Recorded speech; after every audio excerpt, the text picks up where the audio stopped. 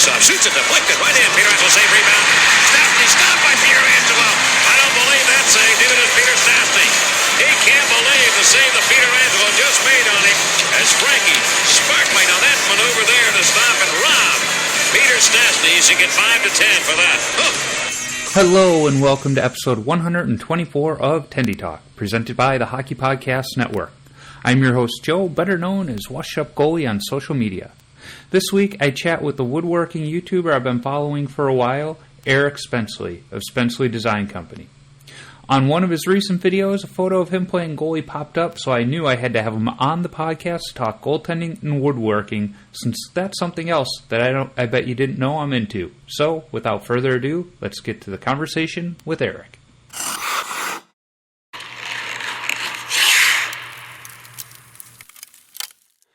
Well, Eric, hey, thanks for joining me. It's fun to have you on. Yeah, for sure. Thanks for inviting me.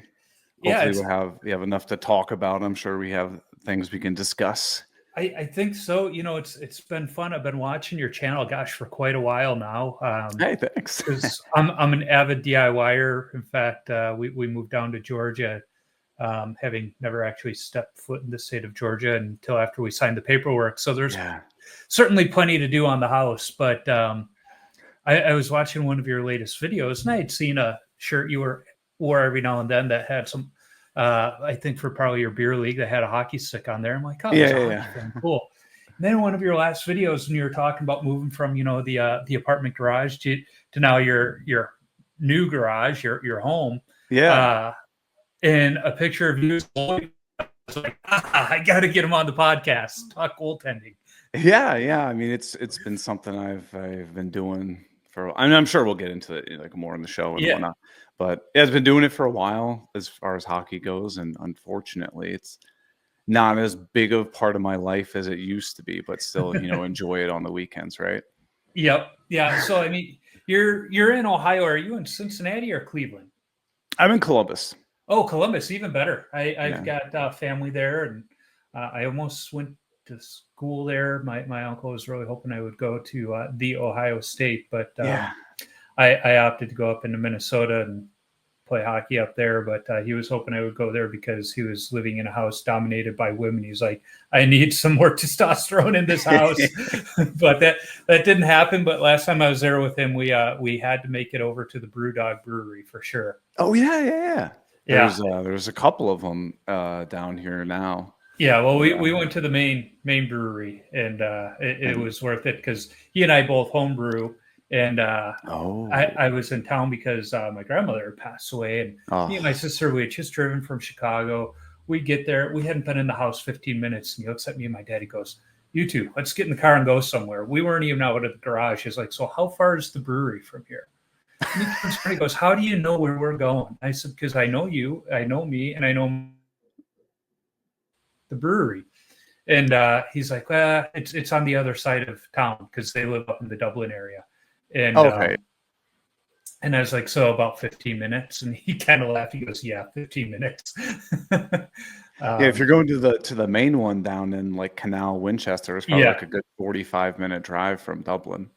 Yeah, well, I always pick on him for that because I was, I think, 7 or 8 years old, and he was finally marrying my aunt. And he was always with my aunt my whole life, but they were just together for many, many years, and finally they decided to get married. So me and my mom and sister, we drove in, and my dad was out in Maryland for a class for the fire department. So I had to pick him up from the airport, and this was in the 80s. So we go to the airport, and he likes to go to the top of the parking deck to look and watch the planes. So we're watching the planes, and then he goes, "Look at that. Isn't it great?" And I go, what are we looking at? Because I grew up in Chicago. And he goes, "Downtown Columbus." And I go, "Those 3 buildings?" It's all right. And he's like, "Let's go inside." So I've always picked on him for like, "Oh, Columbus is a big city." No, it's not. And he's like, "You," and I made him matter later in the week because I wore a Michigan t-shirt to the wedding reception. And he's the kind of Buckeye fan that doesn't leave the house without a Buckeye nut in his pocket. Right. Takes it a little too far. 30 plus years later, and he still hasn't forgiven me. But even as a small child, I was trolling. That's awesome. I love it though. It's fun. Yeah. So no, I've got a nice soft spot in my heart for Columbus. Been following the Jackets ever since their inception. It's like such being a Maple Leafs fan. Yeah, but Columbus is such a low key hockey market that I don't think your average hockey fan realizes how much the city really loves that team. You've got the Buckeyes, and that's its whole other realm. But Columbus is a under the radar hockey town. Oh, for sure. Yeah. I mean, there's all, especially in the youth space right now, it's absolutely blowing up, and there's all sorts of nonsense going on around here where Ohio Health, which is like a big healthcare company, sponsors / owns all of the rinks in town. Oh, wow. And then they know, because they're a huge company, right? They know everybody who's on like the board of directors and like the city, chamber of commerce and stuff like that. So mysteriously, when anyone tries to build another rink, it gets shut down. So there's a lot of nonsense around it. But if Ohio Health wants to build another rink, no problem. It goes immediately comes up. So you'll have ice time that's like, we'll have beer league games that start at midnight because they don't have enough ice time. But I live in Atlanta now, and when we moved down here, there's 7 sheets of ice across 5 rinks. Sure. Currently. Well, one of the rinks about 3 weeks ago, rumors started swirling that they were going to shut down and convert to pickleball. And that was a rink with 2 sheets of ice. Sure enough, last week they shut down, and so now we're down to 5 sheets of ice. So now we're sitting here because it's looking like we're going to get an expansion team. And part of the proposal for the Krause family proposal, which in my opinion is the one that'll probably get it because it's the most fleshed out, but it includes a practice rink with 2 sheets of ice, like almost like within 5 minutes of where the other rink that just shut down is. So it's like, okay, great, but why couldn't that other rink wait a year? Right. Because one of the youth programs skates out of that rink. So now that whole program doesn't have a home. It's got a large figure skating club there, which has moved to the rink up in right by where I live, where my son works. He's like, normally for figure skating ice time, there's like 10, 12 kids. He's like, now there's like 30 plus out there. Well, that's not good for figure skating either, because there's no room to, do your stuff. So it's, the beer league times are going to be getting later. And it's funny because the rink my son works at is actually owned by the one beer league down here. They bought the rink, and they're like, no, youth hockey is still our priority. We want that to thrive because they have bedtimes. So like, they're like, you're not going to get those early choice ice time. So they've made that clear, but they're like, now we got to accommodate more youth hockey at these rinks. So beer league times, which were already late, are going to get later. Luckily, I drive about 30 minutes to, it's called the Duluth Ice Forum. It's the old Atlanta Thrashers practice rink. Oh, okay. It's 2 sheets. It's a lovable dump. Like for a couple of weeks, we had just construction lights in the one locker room because all of the lights were broken in the locker rooms. It's like there's always something not working, but the ice itself is fine. And there's a nice little bar and grill up above that they're smart. You get a free pitcher after every game because it brings people upstairs. But it's such a lovable dump. But it's like that's what we have down here. Coming from Minnesota, where we had the super rink, which had 8 sheets in its own right. Oh, I bet. Plus, and to get there, I would pass, I think, 5 rinks, but different story. So you're in Columbus. Did you just grow up playing hockey? How did you discover this great game? So I don't know. What was I, like 5, maybe 4 or 5? This was back in the day when hockey was on ESPN, which like isn't a thing anymore. Bill Clement and Gary Thorne. Yeah. Mike Milbury's out there taking his skates off and stabbing people. Yes. But no, it's so like, you flipping through the channels. He didn't really have many channels at home in the 90s, right? And, hockey came on. I was like, oh, this is pretty neat. And I had a school buddy that I knew played in this, youth league. And I asked him at school, like at the lunch table or whatever, where all the youth shenanigans go down. Yep. And I was like, hey, you play hockey, right? And he was like, yeah, I do. And so I was like, all right, well, let's get my parents to talk to your parents and, get it set up. So as funny, my parents were like, all right, we understand you want to play the sport. We're fully involved in it and fully invested in supporting you, but we're not going to sign you up for a team unless we know that you can ice skate. Okay. Fair. Yeah. Right. So I was like, yeah, sure. So what do I do? Well, my dad signs me up for figure skating lessons down at Ohio State campus ice rink. Yep. And so I'm like, I don't want to be figure skating or whatever. So I put the figure skates on.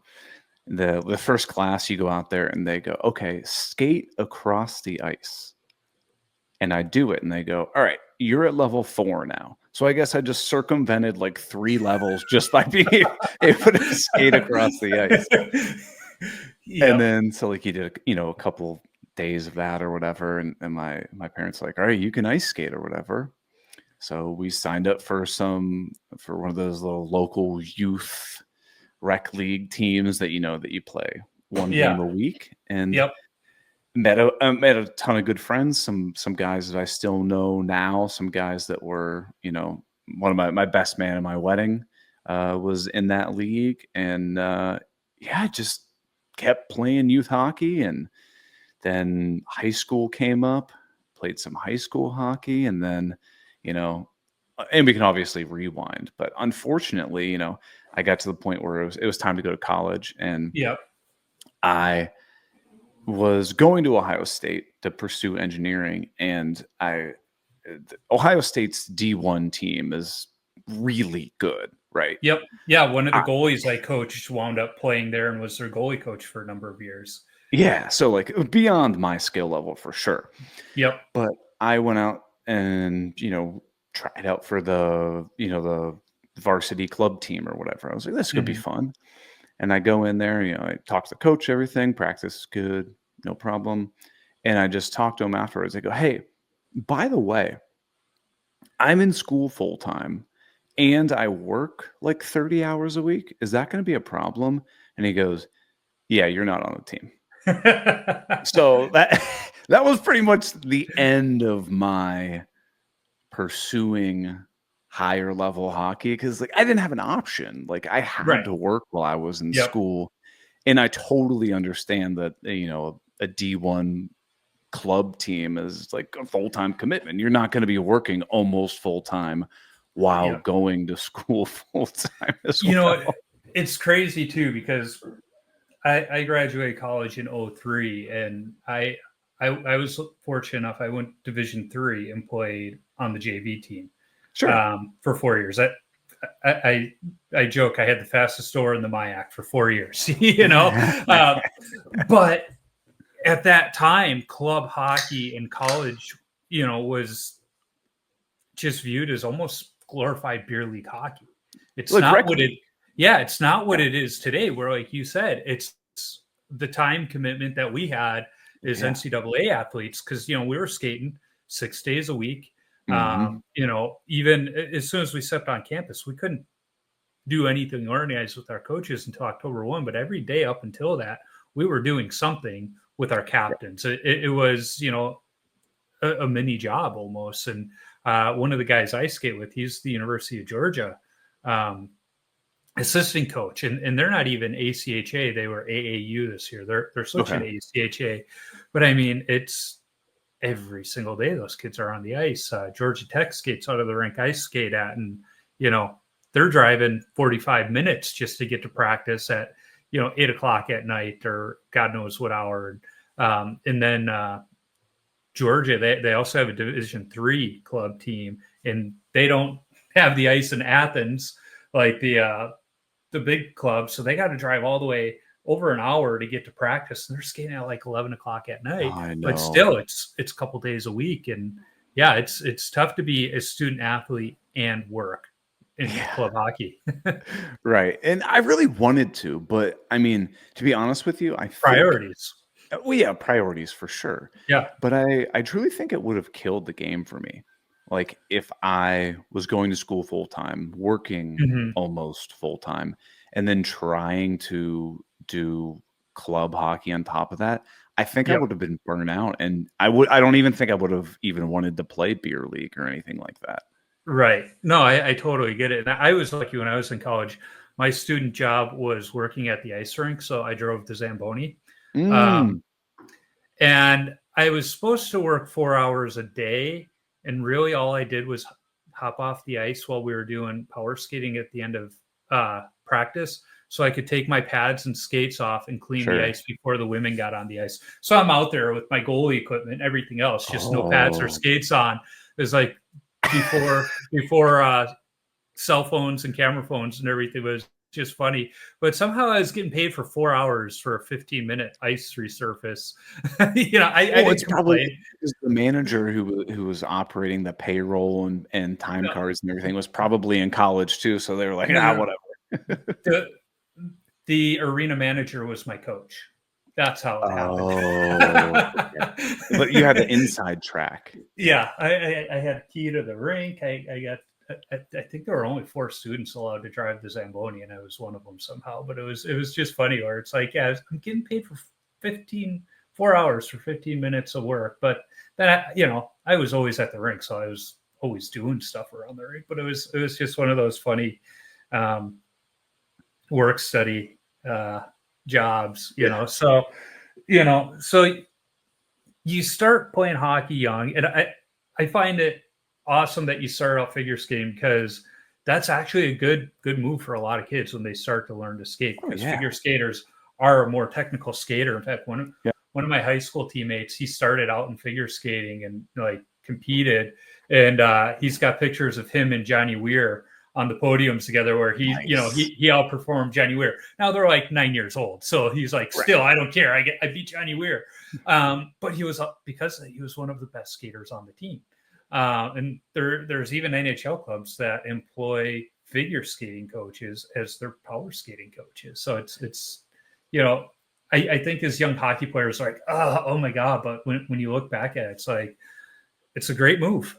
Yeah, but come on, what 5-year-old kid that's going to their parents is like, hey, I want to play hockey, and their parents go, okay, but you need to do figure skating. Like, I'm honestly, knowing myself now, I'm shocked I didn't say, forget about it. Well, I don't want to do it. At that time in Columbus, I can't imagine there were many hockey learn to skates either. No, because this was prior to the Blue Jackets coming in town. So like we had this like minor league team, kind of somewhat. Well, the Chill, right? Yeah. So I think that was probably most people's highest interaction with some form of ice hockey, right? Yep. And it just wasn't super prevalent. Like, wasn't a lot going on. Yeah, I left because my learn to skate. I went to Murray Bannerman's learn to skate, and I just remember looking at him because he was the great Hawks goalie for many years, and being this kid who could barely skate, I'm like, one day I want to be as good as Murray.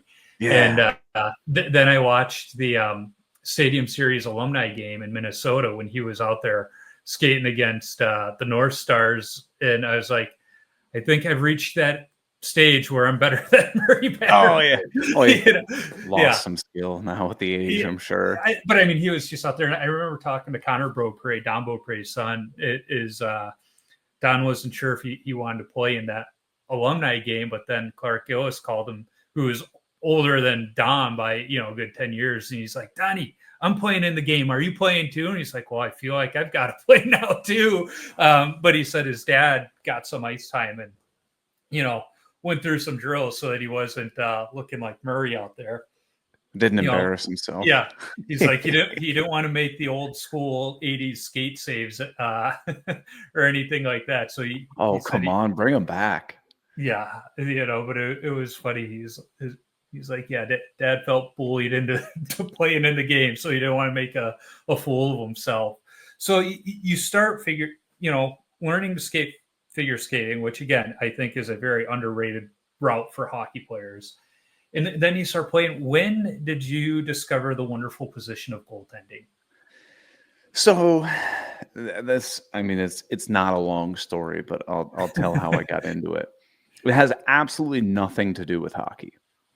It has everything to do with the wonderful phys ed programs in elementary school in the 90s, where, these sports you might have heard of, like basketball, soccer, baseball, forget it.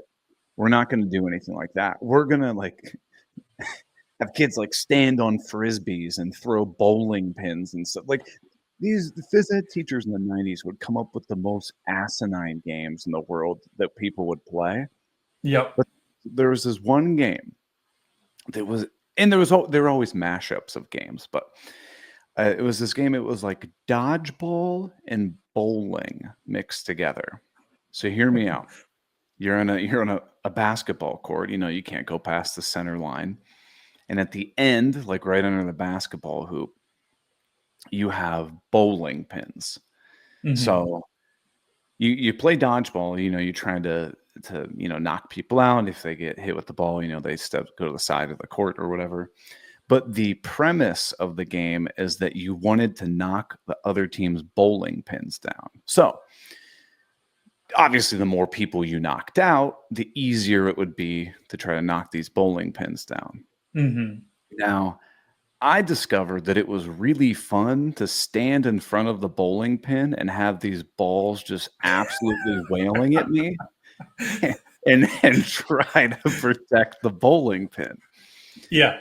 So then when I was playing, went to hockey practice or whatever, they're throwing around the goalie gear as they do in a lot of youth teams. And I thought, this might be like bowling dodgeball at hockey or at school.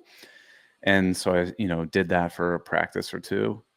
And I was like, this is pretty sweet. So I got into it. And a lot of it had to do with you thinking you looked really cool wearing the gear. Oh, yeah. But then it just started being so much fun to just do something different than what everybody else was doing, of just trying to not let that little chunk of rubber get past you. And it's a weird origin story, but that's truly where it came from. It was some stupid game I played in elementary school phys ed and blossomed into almost 30 years worth of horrible hockey that I played. and when you decided to be goalie, what did mom and dad think of that? They were always super supportive of whatever extracurricular endeavors we wanted to go on. My sisters did horseback riding, which is cool. Super expensive and very not just run of the mill. No, my in-laws had a hobby farm for a number of years and they had horses. So I get it.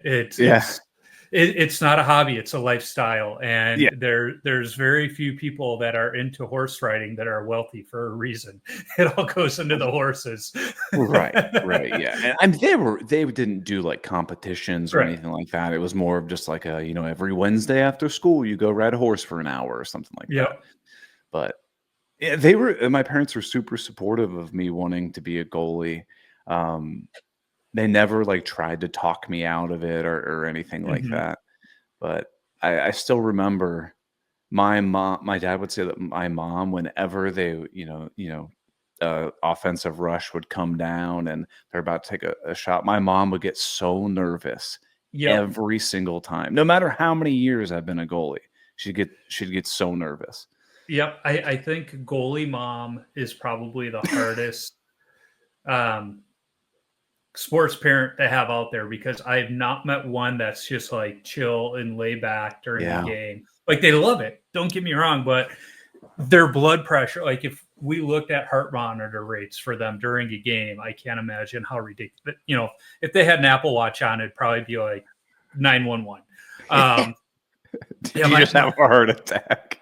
Yeah, my mom used to sit next to, when I was playing youth hockey, Mrs. Hutchinson, and it was amusing because her husband was a ref. In fact, he still is an off-ice official at Notre Dame.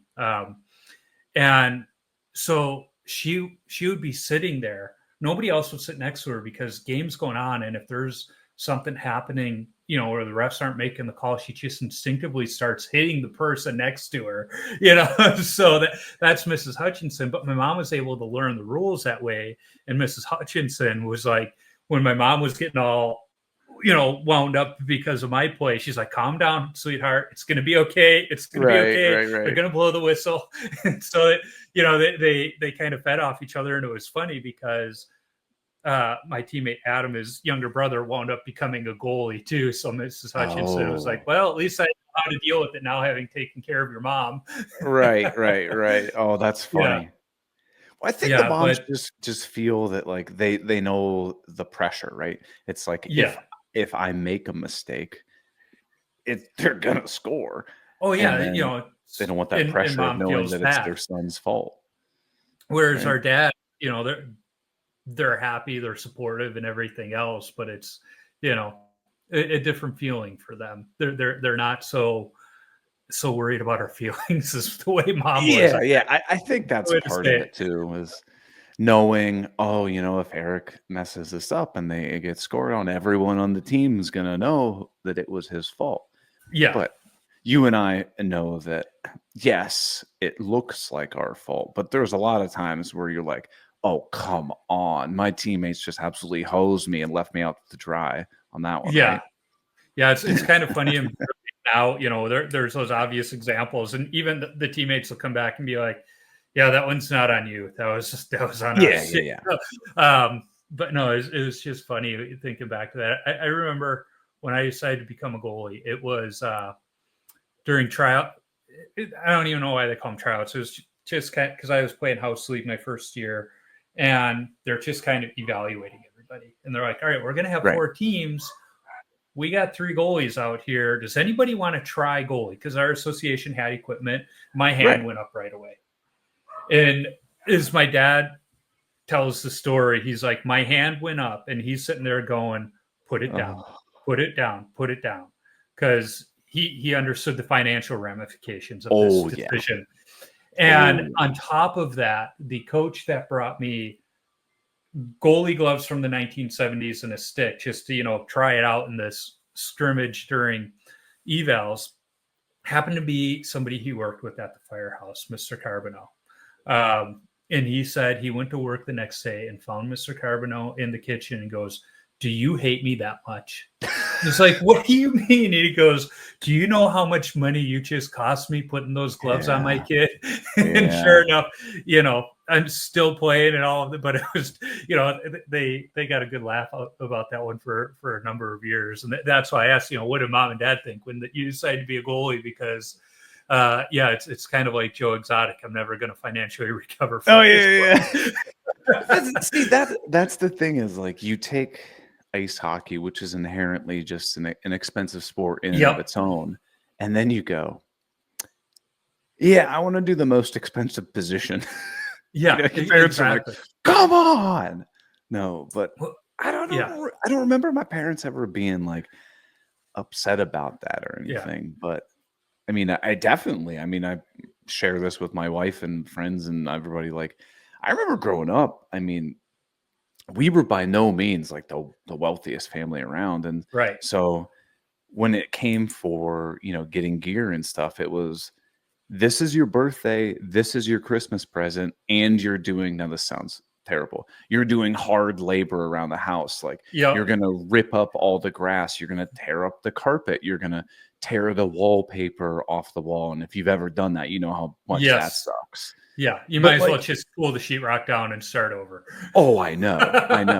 And like part of me thinks my parents knew that, but they just wanted to be like, you're going to work for this. Like I can't get a job when I'm 10, but Yeah. You're going to work around the house to get all this gear and stuff. And, you know, while your other friends are getting BMX bikes and crazy stuff for Christmas and Yep. birthdays, you're getting a new hockey stick or a new chest protector or something like that. And Yep. even then, like I wasn't going to the hockey store and trying on the latest Bauer or CCM thing. It was like we were going on eBay and buying stuff that has been used and abused for years because and that's all you can afford. And two, like you're growing like a weed as a kid. That's nuts to be buying all this brand new stuff, especially as a goalie.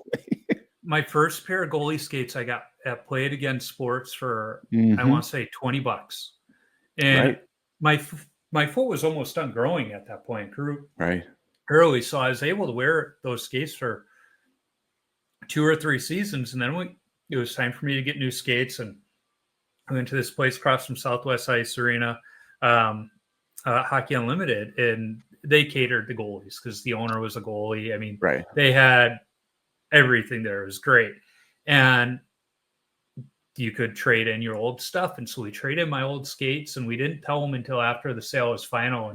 And we said, hey, you just gave us $25 for the skates we traded in. We bought them 2 years ago at Play It Again for $20. Oh, nice. He just started laughing. He goes, oh, it sounds like you guys made a good deal. Yeah. I mean, come on. At that time, they're not going to be like, well. No. Oh, Linus, he wouldn't have cared. He's like, I'm not going to be upset over $5. He's like, but he thought it was hilarious. We always laughed about it afterwards. But, to your point, growing up in Chicago, we inherited a snowblower when the old guy 2 doors down just couldn't do it anymore. So, and our block was mostly elderly people. So my dad started, shoveling before work if he could. And that's when we got the snowblower because the neighbor was like, here, use this instead of the shovel. And so then I decided one day when Dad was at the firehouse, because we got a big snow, I was going to go out and clear the sidewalks as Dad did. And all of a sudden, a couple envelopes wound up in our mailbox with money for me, and it wasn't much. It was, $4 or $5 here and there. I'm like, I can start making money. Now, there was Grandma Kovacs 2 doors down, and then Marge, who lived across the street. They didn't pay me in money. They paid me in baked goods. So if it snowed and I shoveled before school, the race was on to get home before Dad got home from working his side job. Otherwise, he'd be eating the cookies or cake. In the foyer for me. But it was, I never asked anybody for money. It was just kind of like this unwritten understanding everybody had where, if it was, every couple of inches of snow, they would put an envelope in the mailbox, and if on a good day when we'd get a blizzard, I'd make $100. And, so I just started saving up my snow shoveling money, and I bought myself new gloves one year.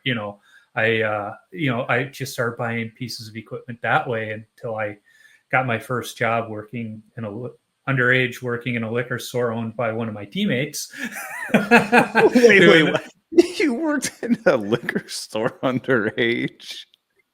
Yeah, I think I was 14 or 15, and one of my teammates, his family owned a liquor store. And I wanted to make money, and they're like, well, we can pay you under the table all cash if you want to stock shelves and stuff, working weekends. I was like, I'm there. So what a time to be alive. Yeah. So my teammate could work there because it was his family. And I looked enough like him where they're like, if anybody from the city or the county came in, you look enough. There's enough of a resemblance. We could be like, he's our nephew. And, we could skirt things that way. But it was like, so my first job was working at a liquor store. And, then I started buying. But I remember I was in high school, and I had a temper. And this was back in wooden goalie sticks. In fact, I was still using a Cooper goalie stick. So that tells you how long ago it was. Yeah. And I would break them over my knee if I got really mad after a goal. Oh. And so my dad finally said, if you break another stick out of anger, I'm not buying you another one. He's like, if it breaks because it breaks, it's a different story. But if you break it out of anger, it's up to you to buy it. Sure enough, next hockey game, comes and my grandpa's there. My grandpa, he was a Dutch immigrant, didn't really understand the game, but he loved watching me play. And I let in a goal and I break my stick over my knee. And all of a sudden I go, oh, shoot. And my dad says, time to work. My dad says, your grandpa looks over at me. He goes, why is he upset? It wasn't that bad of a goal. He goes, no, he just realizes he cost himself $50. Right. Because he's got to buy his own sticks when he breaks one out of anger. And I goes, oh, okay. So we're in the lobby of the arena after the game, and my dad's talking to somebody. My grandpa comes over to me, hands me a 50. He goes, here, go buy yourself a new stick. Don't tell your dad, but don't do it again. And sure enough, I haven't broken a stick out of anger since then.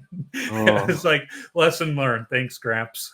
I'm trying to think back. I don't know if I ever broke a stick out of anger. I definitely had the thing where like you're playing with the stick and maybe you go stop a puck behind the net and you jam it and you're like, oh, this one's hanging on by a thread. And you just, you skate to the bench, end its life, and then grab a new one. Like I've done that, but I don't think I've ever just like tomahawked one over the crossbar or anything like that. Well, some of those old wooden sticks, I didn't tomahawk them over the crossbar. I would take the stick in my hand and just jam it right at my pad. And so like right where the shaft meets the paddle, that's where it would break. Yeah. That that was one of those fun times. So you play through high school, you're playing goalie, and as you said, once you get to college, you're working to put yourself through school. You become an engineer, and we'll talk about that later because my son's actually looking to become an engineer. All right. I'm guessing at that point, hockey just took a backseat. You really weren't skating through those college years. Is that probably accurate? Yeah, I mean, to be completely honest with you, it's like, I got out of high school. I was playing hockey 6-7 days a week since I was, pretty young. Then you graduate high school, you go out for the college team, you get told basically, you can't pursue your lifestyle and be on our team. And so I just stopped. Yeah. Like I didn't know where to go. I didn't know what to do. And about a year and a half later, one of my friends, I know what it was. It was my high school chemistry coach or high school chemistry teacher. I ended up doing like a community service project thing. Everybody that graduated from our school had to do like a community service thing. I coached his sons, was like an assistant coach for his son's hockey team. And it continued to do that for 6-7 years. And I was just talking to him. I was like, do you know like where I can even play hockey? And he's like, oh, yeah, you can play in this rec league. So signed up for the rec league, knowing nothing about it.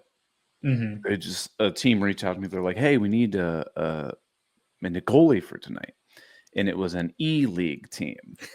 I know you're laughing, right? I knew nothing. So I show up, get in the locker room and, just chat with the guys. And I was like, all right, well, how long you guys played hockey? You guys play college, high school or whatever? And they all just kind of like looked at each other. And they're like, we just started playing a couple weeks ago. And I was like, oh, like it's a new team. They're like, no, we started playing a couple weeks ago. So I went out on the ice and played the longest hockey game of my life with people that literally just learned to skate a couple weeks ago. Yep. Very soon after that, reached out to the head of the commissioner of the league and was like, hey, here are my credentials. What league should I play in? And he was like, all right, we're going to bump you up several levels. And then now I've been playing with the same group of guys since 2012, 2013. So like 12, 13 years now. So we got a great group of guys. Hang out every Sunday, go golfing. Yeah. And that's the fun thing about beer league hockey is, it's your family in a way, I got into, so I started playing beer league hockey back in high school when, teams would need a goalie, I would fill in. Yeah. I've done that times too. I did that. And then when I would be home in Chicago over breaks, there was always teams And then right after college, I started coaching at the high school level in Minnesota. So I really wasn't playing. I was on the ice 5 days a week, but I wasn't playing. Right. You know, there were the odd practices where one of our goalies couldn't make it, so I put the pads on, and that was fun. The first time I did it, you know, kids were always picking me like, "Oh, you played your youth hockey and high school hockey in Chicago. What do you know? This and that." and then that first time I put the pads on and like showed them like, "Oh yeah, this guy is decent." Yeah. You know, kind of earned their respect, which in Minnesota, that's kind of what you have to do. Right. But then it wasn't until we had moved that we showed up to the National Night Out festivities, and the fire engine showed up, and one of my college teammates gets off the rig, and he's like, Bondo, because that was my college nickname. And the background, I'll tell you the background in a minute, but he's like, Bondo, what are you doing here? And I was like, I live here. What are you doing here? He's like, well, I'm on the fire department. I live like less than a mile from here. Really? I was like, holy cow, you know, and it was a shock to me because he was from southwestern Minnesota, and like we're in the northern at this point. And you know, I grew up in Chicago, so we weren't expecting to see each other that night by any means. And we get talking, and he's saying how he's skating on a team that's mostly firemen.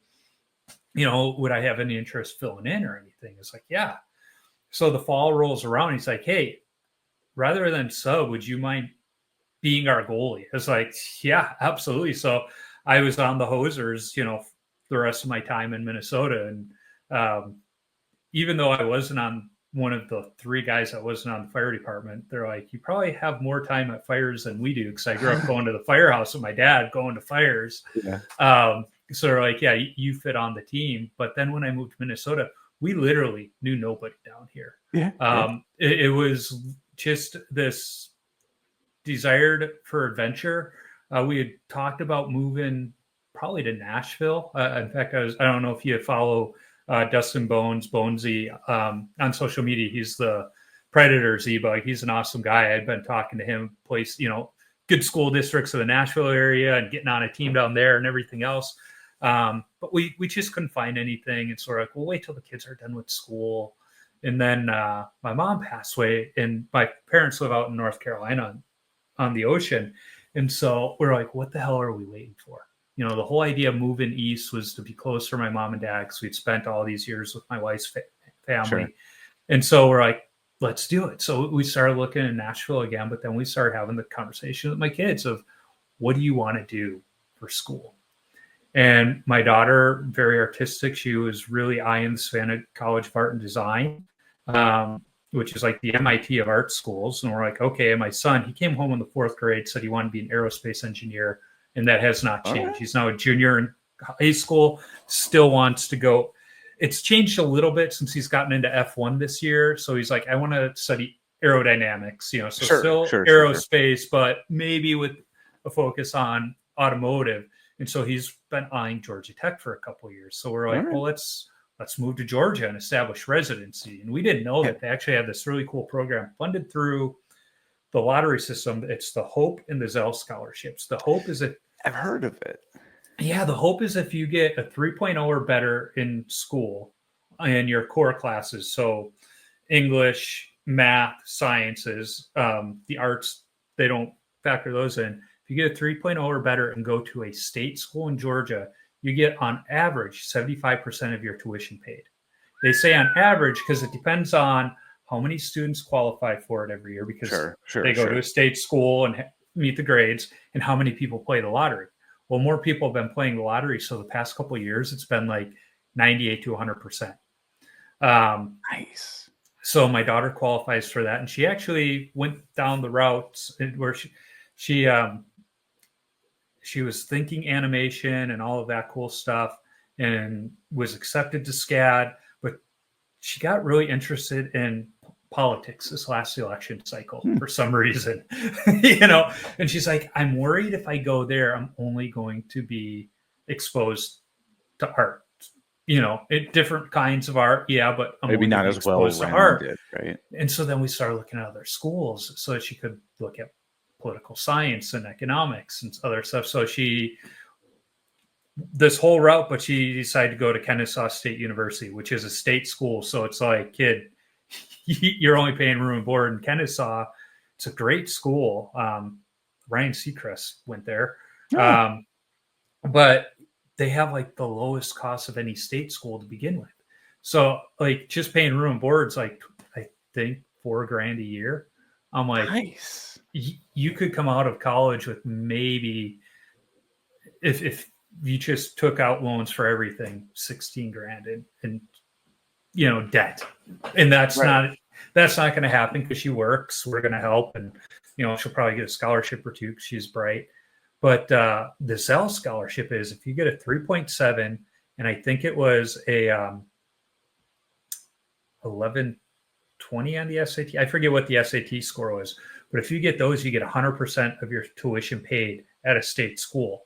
Well, my son's got that 3.7, and then he got like a 1390 on his SAT. So it's like he keeps looking at outstate schools. I'm like, it's not worth it.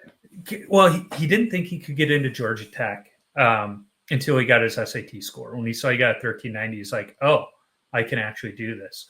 But they got a cool partnership with Kennesaw State where if he doesn't get in, he goes to Kennesaw, studies engineering there, and maintains a 3.0, he can have an automatic transfer his junior year and finish in the program he wants. So I'm like, it's worth thinking that way because he's looking at Alabama, Huntsville, and Auburn.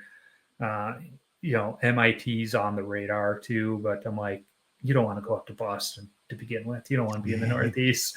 But there. Well, it's just all those mass holes, But so anyway, it has no meaning. I was working a hockey camp going into my freshman year, and we had kids arrive on Sunday and leave on Saturday. And usually we had kids arrive early that we had to pick up from the airport or leave late where we had to take them the day later. Well, it was week 3. It was a horrible week. We would charge the kids $0.25 for swearing.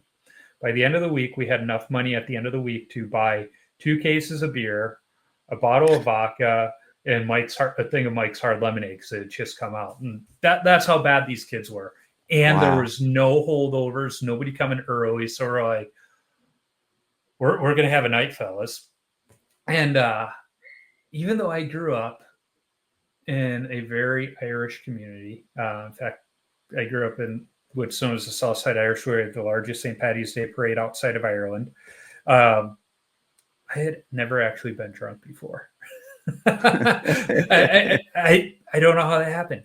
And so we just start having a few beverages and playing Tiger Woods on the PlayStation. And then our league counselor, he's like, hey, let's not just sit around all night. Let's go do something. And we're all like, well, are you driving? Because none of us can. Mm-hmm. He's like, what? Mm-hmm. And we're like, oh yeah, we got into the provisions already. He's like, well, let's go to the bottom of the hill and go bowling. So PT, we go out to his car, and there's, I think, like 7 of us, and he's just got a little 4-door car, and they're packed in, and like there's no room for me now in the car. But the door's open, and I noticed the windows are down too. And so PT's like, shit, I'm gonna have to drop these guys off and come back and get you. And I was like, no. He's like, what do you mean? I was like, leave the door open. He's like, what? And I just start running and Superman dive across the laps in the back. Out.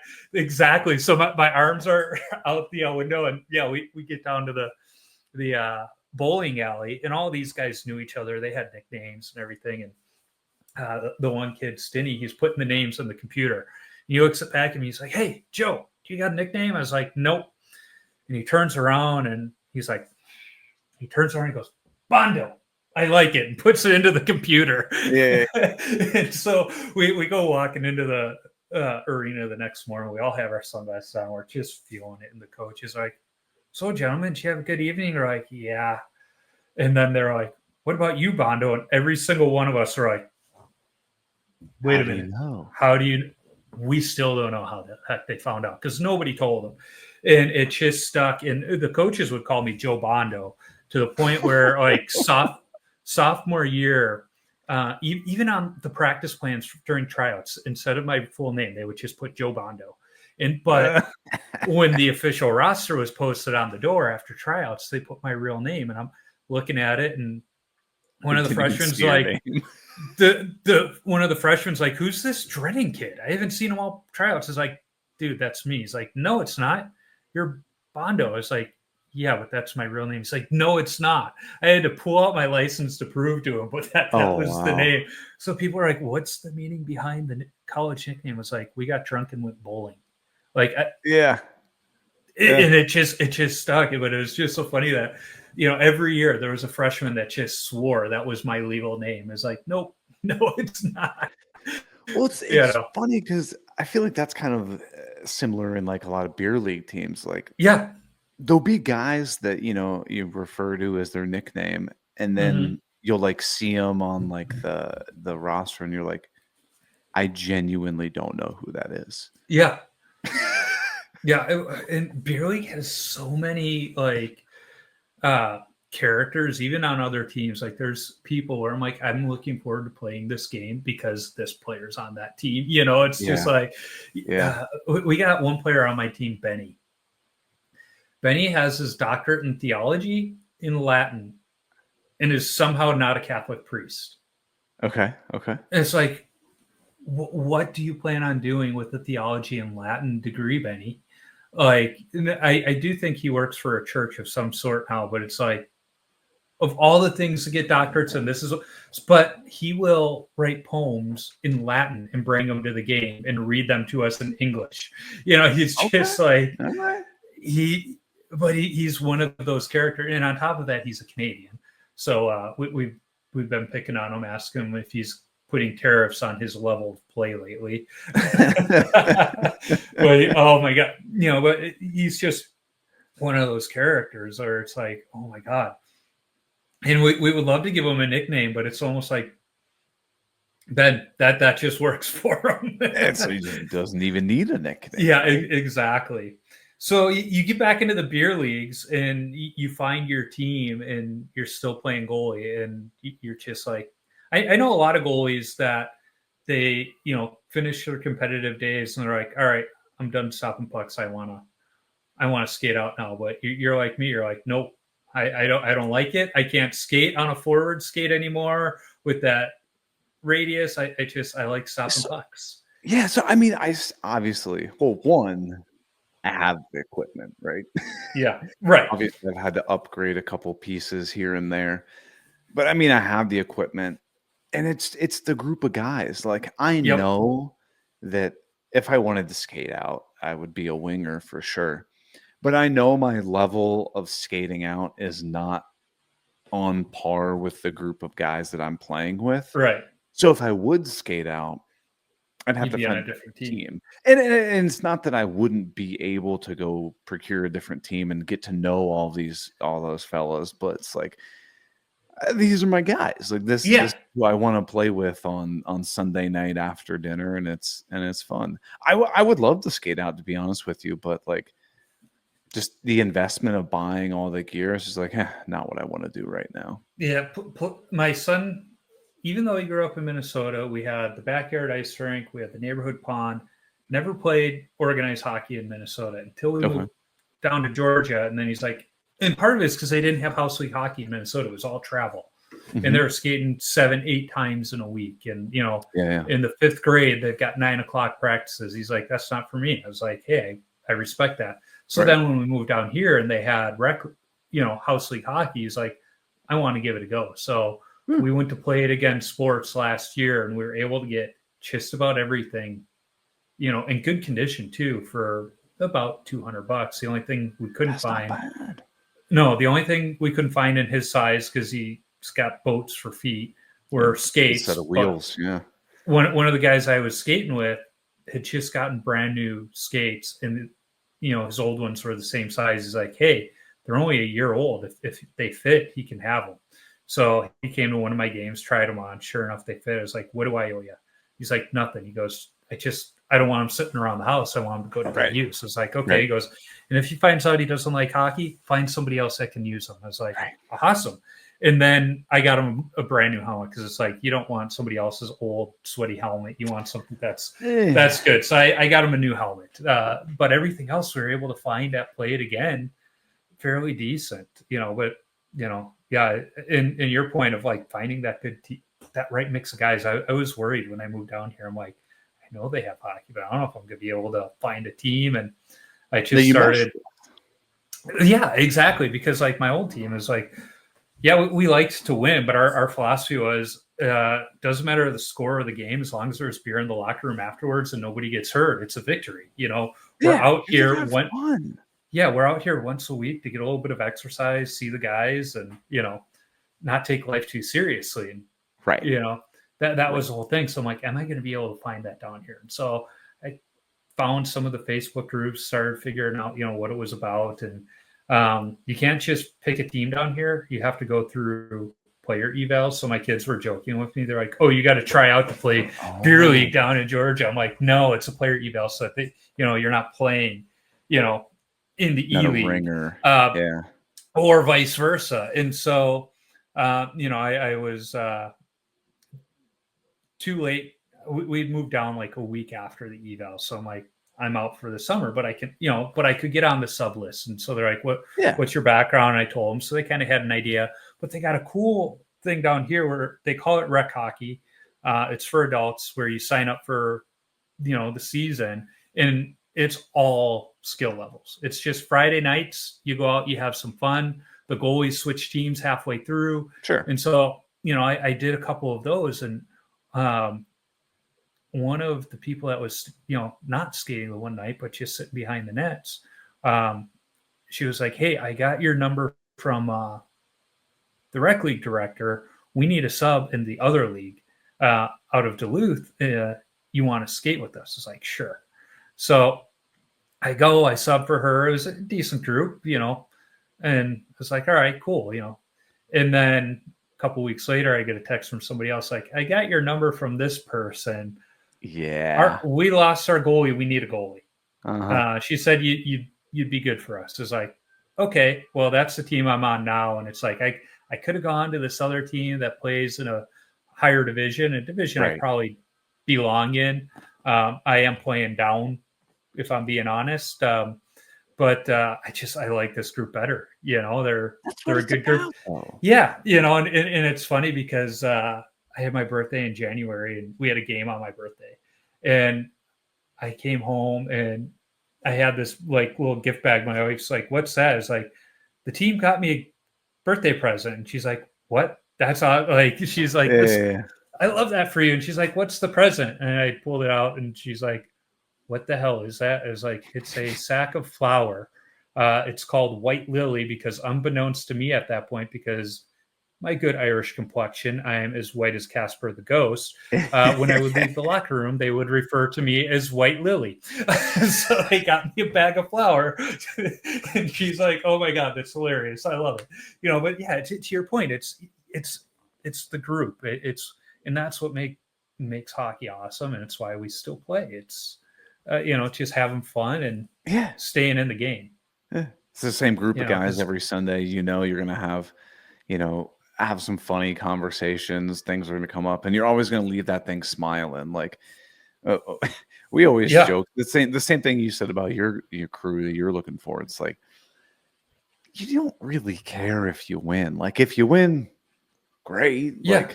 But we show up an hour before the game and talk, play the game, and stay like an hour afterwards. And that's what you have more fun doing that than, hockey's great, don't get me wrong, but you're there just for the community of connecting with like-minded people, right? Everyone needs that. Yeah.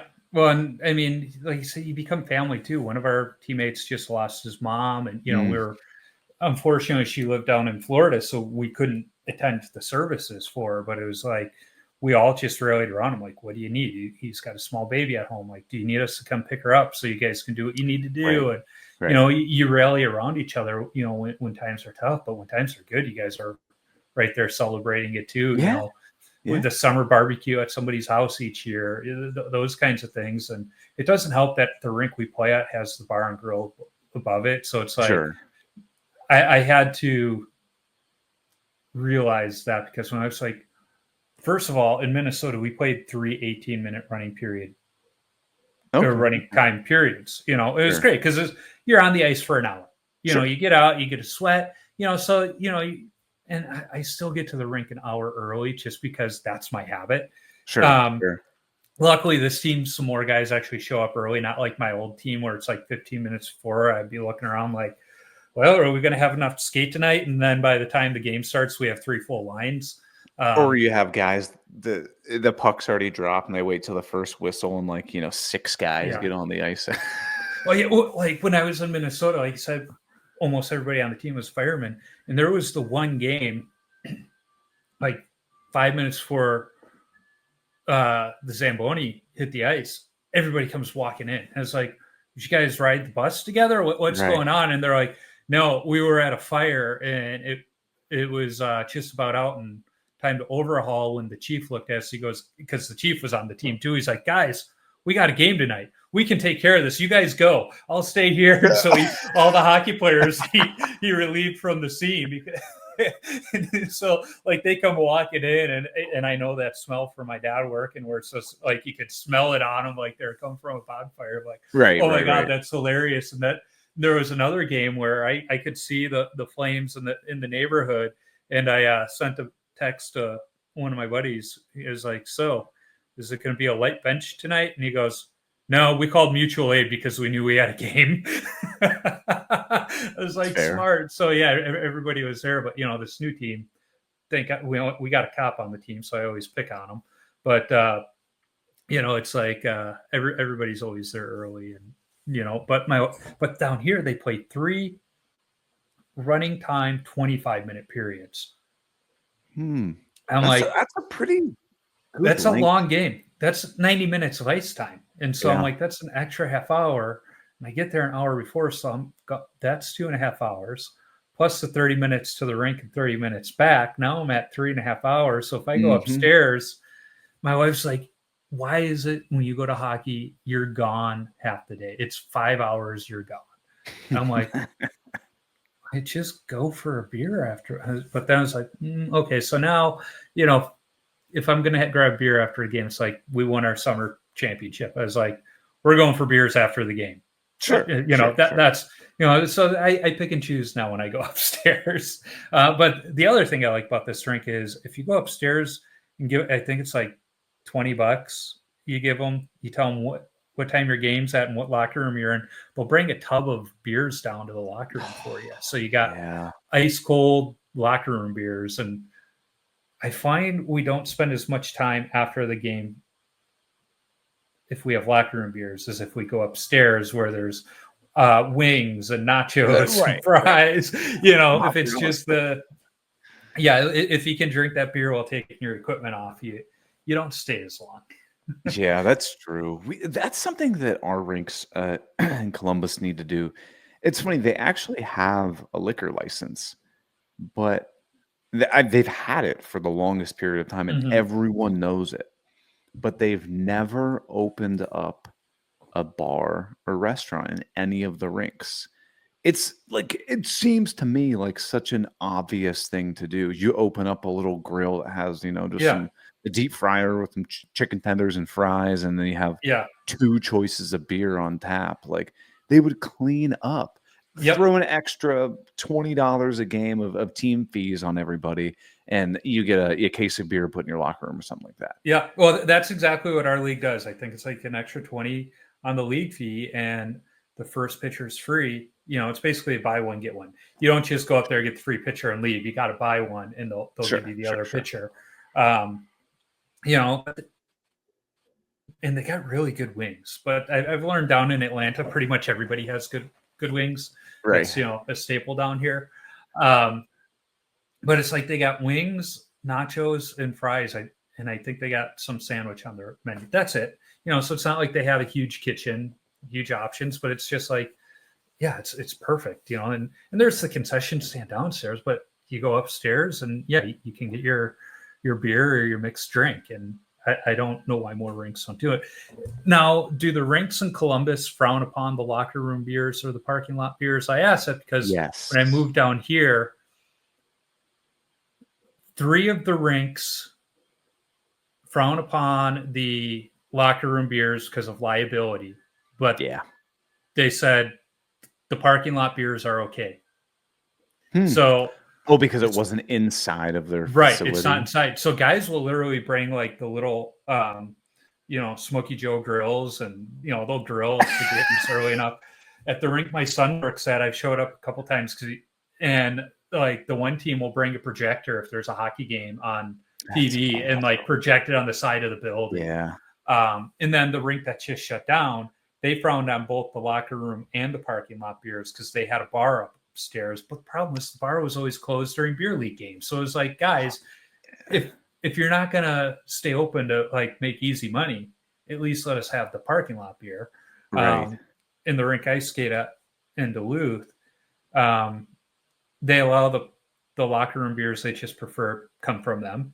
But if you bring it from home, like, don't be obvious about it, because like one of the guys I skate with, he homebrews, so once he sees, he'll bring a little 5-gallon keg of whatever he brewed for the season, and they're like, just don't be obvious about it, and don't be, so they're like, so for them, they don't like the parking lot beers because they're like, there's plenty of options inside. You don't need to be mowing around our already small parking lot. So it's like, but plus they want to make the revenue on it. Yeah. So in Columbus, it's just kind of like, we don't want to know about it. So it started like when I first started playing beer league, it was the like wink, wink, absolutely not. Yeah. Like we know it's happening, and then it was always this like unwritten rule that you would take the cans, you would put the cans in your bag and throw them out when you get home or whatever, because the kids were using the rink as well. They didn't want to have a bunch of beer cans in the same trash can that the kids were seeing. And then they did their job and emptied the cans at the end of the night like they're supposed to, it wouldn't be a problem. Right. Yeah. And then it got to the point where like they were getting so mad about it that they were putting these passive aggressive signs on the trash bins that was like, hey, no throwing adult beverages in the trash can. If you need help understanding what this means, contact the front desk. And then they went to this thing where they're like, absolutely no beer. Like they would like want to like check people's bags. That happened for about 2 weeks. And then they just stopped caring. Yeah. Now people will literally walk in with like, like a backpack or a cooler. And as long as they don't visually see something that has like, a Bud Light logo on it or whatever, you can walk in with a cooler and they don't care. And you can throw it out in the trash can now. So I don't know. No one knows. When I was skating at the Super Rink in Minnesota, they would literally put a social media post out that it's time to sign up for the next session by the commissioner of the league shotgunning a beer in a locker room. So that was their feeling on it. Like, we know it's beer league. You're going to bring, like, just be adults about it. Right. One of the other rinks nearby did have a bar and grill in there. So their thing was, we prefer you to go up there and have your beverages so that they get the revenue. But if you are going to do it in the locker room, take the cans with you. Okay. Yeah, cool. Just clean understood. But most of the rinks there were cool with it because it's part of the fabric of life there. Yeah. And so when I got down here and like the whole idea of locker room beers not being allowed, I'm like, wait a minute, what? Like, what are we doing? Yeah. We had one point of time where, and this is like 2 years ago, the commissioner sent out an email to the entire league with like a graph of penalty minutes over the last few years. And that's like an unprecedented spike in penalty minutes across the league.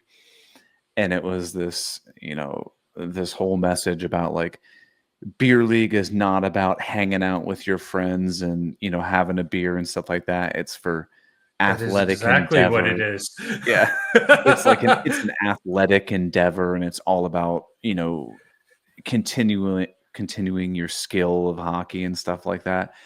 And that, absolutely no beer will be tolerated if the refs even smell beer on you or know that you drink beer, like your team will be kicked out of the league and like all this stuff. And everybody just thought it was the funniest thing in the world. And no one took it seriously. Yeah. Did that guy think the live barn scouts were watching too, or what? I don't know. I don't know. Yeah. But obviously crazy. nobody took it seriously. Like, yeah. okay, you're gonna kick out a team and now you're gonna lose those few $1,000s worth of revenue. I doubt it. You know, and I struggle sometimes talking about beer league hockey because we talk about the beers all the time, and it could sound to the outsider like we all have drinking problems. But it's No, I can honestly say in all the years I've been playing beer league hockey, I've never had a teammate like get drunk after. No. Yeah, it's just like you have your one or two, and it's the conversation afterwards, and because you have that beverage in your hand, it just you're drinking it a little bit slower because you're talking, and it creates that community. And I've had some teammates that are sober, and everything else, and so we make sure okay, we drink. And the one guy, it was a orange Gatorade he liked, so we always made sure we had orange Gatorades when he was around. We got a kid on the team now that it's not that he doesn't drink, it's just he doesn't really like the taste of it, so it doesn't care. Every now and then we're like, you coming upstairs? No, I don't drink. And we're like, but they have more than just beer up there, like what are you gonna have? And it's funny because his dad's on the team too, and every now and then he's like, Brian, you're coming upstairs, you're gonna have a pop and you're gonna have a good time. And he's like, okay. It's like it's about the community aspect of it. So I want to shift gears because we've been talking a while and I'm enjoying it. But I've got nothing else to do. It's all good. End of my day. Yeah. The way I came across you, as I said, is your YouTube channel. Because I think like a lot of people in COVID just started doing more and more projects around the house. I'd done other stuff before, but that's when it was like, let's just do more of it. And we basically redid a lot of our old house in Minnesota. In fact, I threw my back out building a 4-foot tall, 89-foot long retaining wall so that we could have a backyard ice rink during COVID. Because each one of those blocks was about 80 pounds, I think it was. And we had to move from the front of the house to the back of the house. It was. And you weren't lifting it correctly, I know. I was trying to use my, bend with the knees, not with the back, but that many blocks, it was inevitable. But, I did think about the engineering side of it because we didn't do the digging. I knew a guy that had a dingo from a landscaping company. He came and did all the digging. And he's like, I can build the wall for you too. He's like, yeah, but I can save myself 20 grand doing it myself.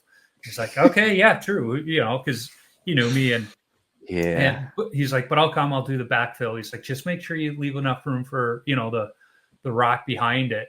And it's like, oh, trust me, I will. And whatever the recommended spacing was, I tripled it. Right. And made sure there was big enough drain tile and everything else. He's like, he came back to backfill and he was like, well, I can tell you right now, this thing's never coming down because of ice thaw. That's for sure. He's like, you over engineered this thing. But again, as I was learning different things, and even after the move down here, I just started watching more and more videos. So like you, Bourbon Moth. Jason's a good friend of mine. Yeah. Jason, I'm blanking on his name. He's out in Nashville. Was it Mr. Fix-It? All the regulars. I'll put it that way. I watch all those guys and came across yours. And one of the things I loved about you is, you were just building in a one-car garage. Like the small of spaces you can have with all of the tools, but still making it work. But the backstory of, you lived in an apartment and you just started working in the parking lot. Parking lot. Yeah. So, it proved that you don't need this great big shop to do the projects. Space is nice. That's for sure. I know for me, the thing I hate, I've been working on my son's room and built a window seat for his room this weekend. And it's like, every cut I make, I'm going up the stairs and then taking it back down the stairs out to the Yeah. garage. That's sort of like, that's the one nice thing for new construction, when they can just set the table saw up in the next room and work. But and the other thing you've done is, you've got some of the nice Festool tools and all of that stuff, but some of your videos you do with the basic tools, the tools that everybody should have to show you don't need to have Jason's workshop to do your projects. You don't, I mean, the right tools make a big difference, but there's a lot of different tools to get there. It's just, don't be stupid about what you're using. Don't use a drywall screw gun to put in your pocket screws. There's a difference there. So that's what I have appreciated about your channel, and now the workshop's evolving, so I'm excited to see how that works. Yeah, it's definitely growing. I mean, it was my apartment garage that had, you might have heard the story, but I don't know if anybody else has. I had one outlet with no access to the breaker panel. So if I wanted to like charge some like a cordless drill battery and then run the table saw, can't do that. You're gonna blow the breaker. If you wanted to turn on like a vacuum to suck up the dust and run the table saw, can't do that. So I had so many limitations. I had no heat, I had no air conditioning, and all of this had to be a secret, because it was very, and I share this now because I don't live there anymore. All that had to be a secret because it was very explicitly in the lease that like, you may not run tools or anything in the garage just strictly for parking a car or storage of whatever you want to store. So I was running for like 5 years, running this business out of the apartment garage, completely stealth. And now I've got my wife and I bought a house this fall, got a 2-car garage. So I spent time insulating the whole garage, putting drywall up, renovating it, and putting a heat pump. So I've got heating and cooling in there now. And man, it is nice, but kind of like you went with the Mr. Cool, didn't you? The mini split. Yeah. My wife works in the HVAC industry, commercial side of it. So, and she's like, I don't know why more people just don't put mini splits all over their house rather than, it makes so much sense. They're not that expensive. No. And it was like full transparency. I did a YouTube video. I'm fortunate enough that I'm able to reach out to brands and sponsors and whatnot like that. Yeah. So they provided it. Yeah. But like, even so, like, I think one of those units is like $2,000. Yeah. It's not bad. I looked at one for my garage because being down in the South now, I mean, everybody's like, oh, the humidity. It's like, I come from Minnesota where we had 18,000 lakes, and in the summer that gets pretty humid, but it's just a longer time of the humidity. I'm like, I've kind of been thinking through, like, all right, there's a spot here where I can put the conditioner. It's near a power source, so there's, I've been toying with putting one in my garage. It's honestly, it's not bad. Yeah. Even with filming it, which at least 4 or 5 X's, whatever length of thing that you're doing. Yeah. It only took me like 5 or 6 hours to install it. Like, I think if you weren't filming, which most people are not going to be filming, installing a mini split. If you weren't filming it, I think if you already had the power run, so if you had like a service disconnect right there, you could probably install this thing in 2.5, 3 hours. Yeah. Yeah. I mean, it looks very, very, I don't want to say easy, but DIY friendly. For sure. So are you turning both 2 stalls into the workshop and, telling your wife, like, hey, I know we got a garage, but we're going to be parking out in the cold Ohio winters and the hot summers. I'm very fortunate that my wife is in full support of the business that we're running. And she's very supportive and lets me take over the garage and doesn't ask, never even once asked, like, do you think you could slide things to the side? Like, let me put my car in there. No, she's super supportive. So I'm super lucky about that Yeah. for sure. Yeah. But I know this weekend I had everything just all out in the garage. And then those major storms are coming through where they're talking possible tornadoes. I'm like, I got to clean up tonight so we can at least get one car in the garage in case there's hail. That's the only time where I'm like, all right, there might be hail tonight. I should try and put the car in the garage. Or last year when it was a tropical storm when it came through here, but when Helene came through, I was like, all right, I really need to clean the garage and get both cars in the garage. That's the only time where I'm like, all right, yeah, we got to do something. Yeah, sometimes you gotta figure stuff out. But Yeah. I mean, all in all, it works. She's super supportive, and the thing is, and you probably understand this. Anybody else that, like, you watch stuff online of people building stuff or DIY things, you see people have all these tools. You don't need it. No. I liken it to hockey gear, right? Something that other people can understand. That if you need a new pair of skates, you could go buy the lowest level Bauer pair of skates, and you could play hockey with them. Yeah. However, that if you step up to the higher level, the intermediate, the elite, the pro level stuff, it is inherently the exact same product. Yep. What you are getting is these teeny, tiny details in the grand scheme of things that make your life so much easier, right? Yep. It's the same product, though. Yeah. And then you go from a $200 pair of skates to a $1,200 pair of skates. It's the same thing. But once you really, really get into it, you know that you don't want that $200 pair of skates. Yeah. I think it was the video I was watching this weekend from, was it Ben's Woodworking? Oh, Jason. Jason's a great friend of mine. And he had the two different sanders, and they were both festival, but it's like, what's the, this one's 200, this one's 400. What's the difference? And it was like, and he just had a small sample size, and it was like 30 seconds is the difference. But when you're doing a full project, that 30 seconds adds up to, maybe an hour plus of your time, so it's like, do they do the same thing? Yes.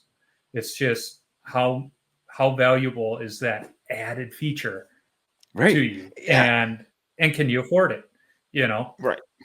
Right. And I'm extremely fortunate that I've been able to build up the business to where I'm able to afford tools that save me time, because the more time I save, the more videos I can put out for everybody to watch. So, like, sure, could I build everything that I'm building with the lowest level craftsman tools that you buy at the big box store? Absolutely. And I've done it many times, but it's going to take me longer, and I'm not going to get as many videos out. So I've invested money into stuff that makes my life faster and more efficient and easier to produce the videos that I put out. I mean, it's just kind of what it is. And I know it upsets people because it, just like hockey gear, it's like, oh, well, I can't afford that. It's out of my realm. It's like, I totally understand that, but you don't need that $1,200 pair of skates.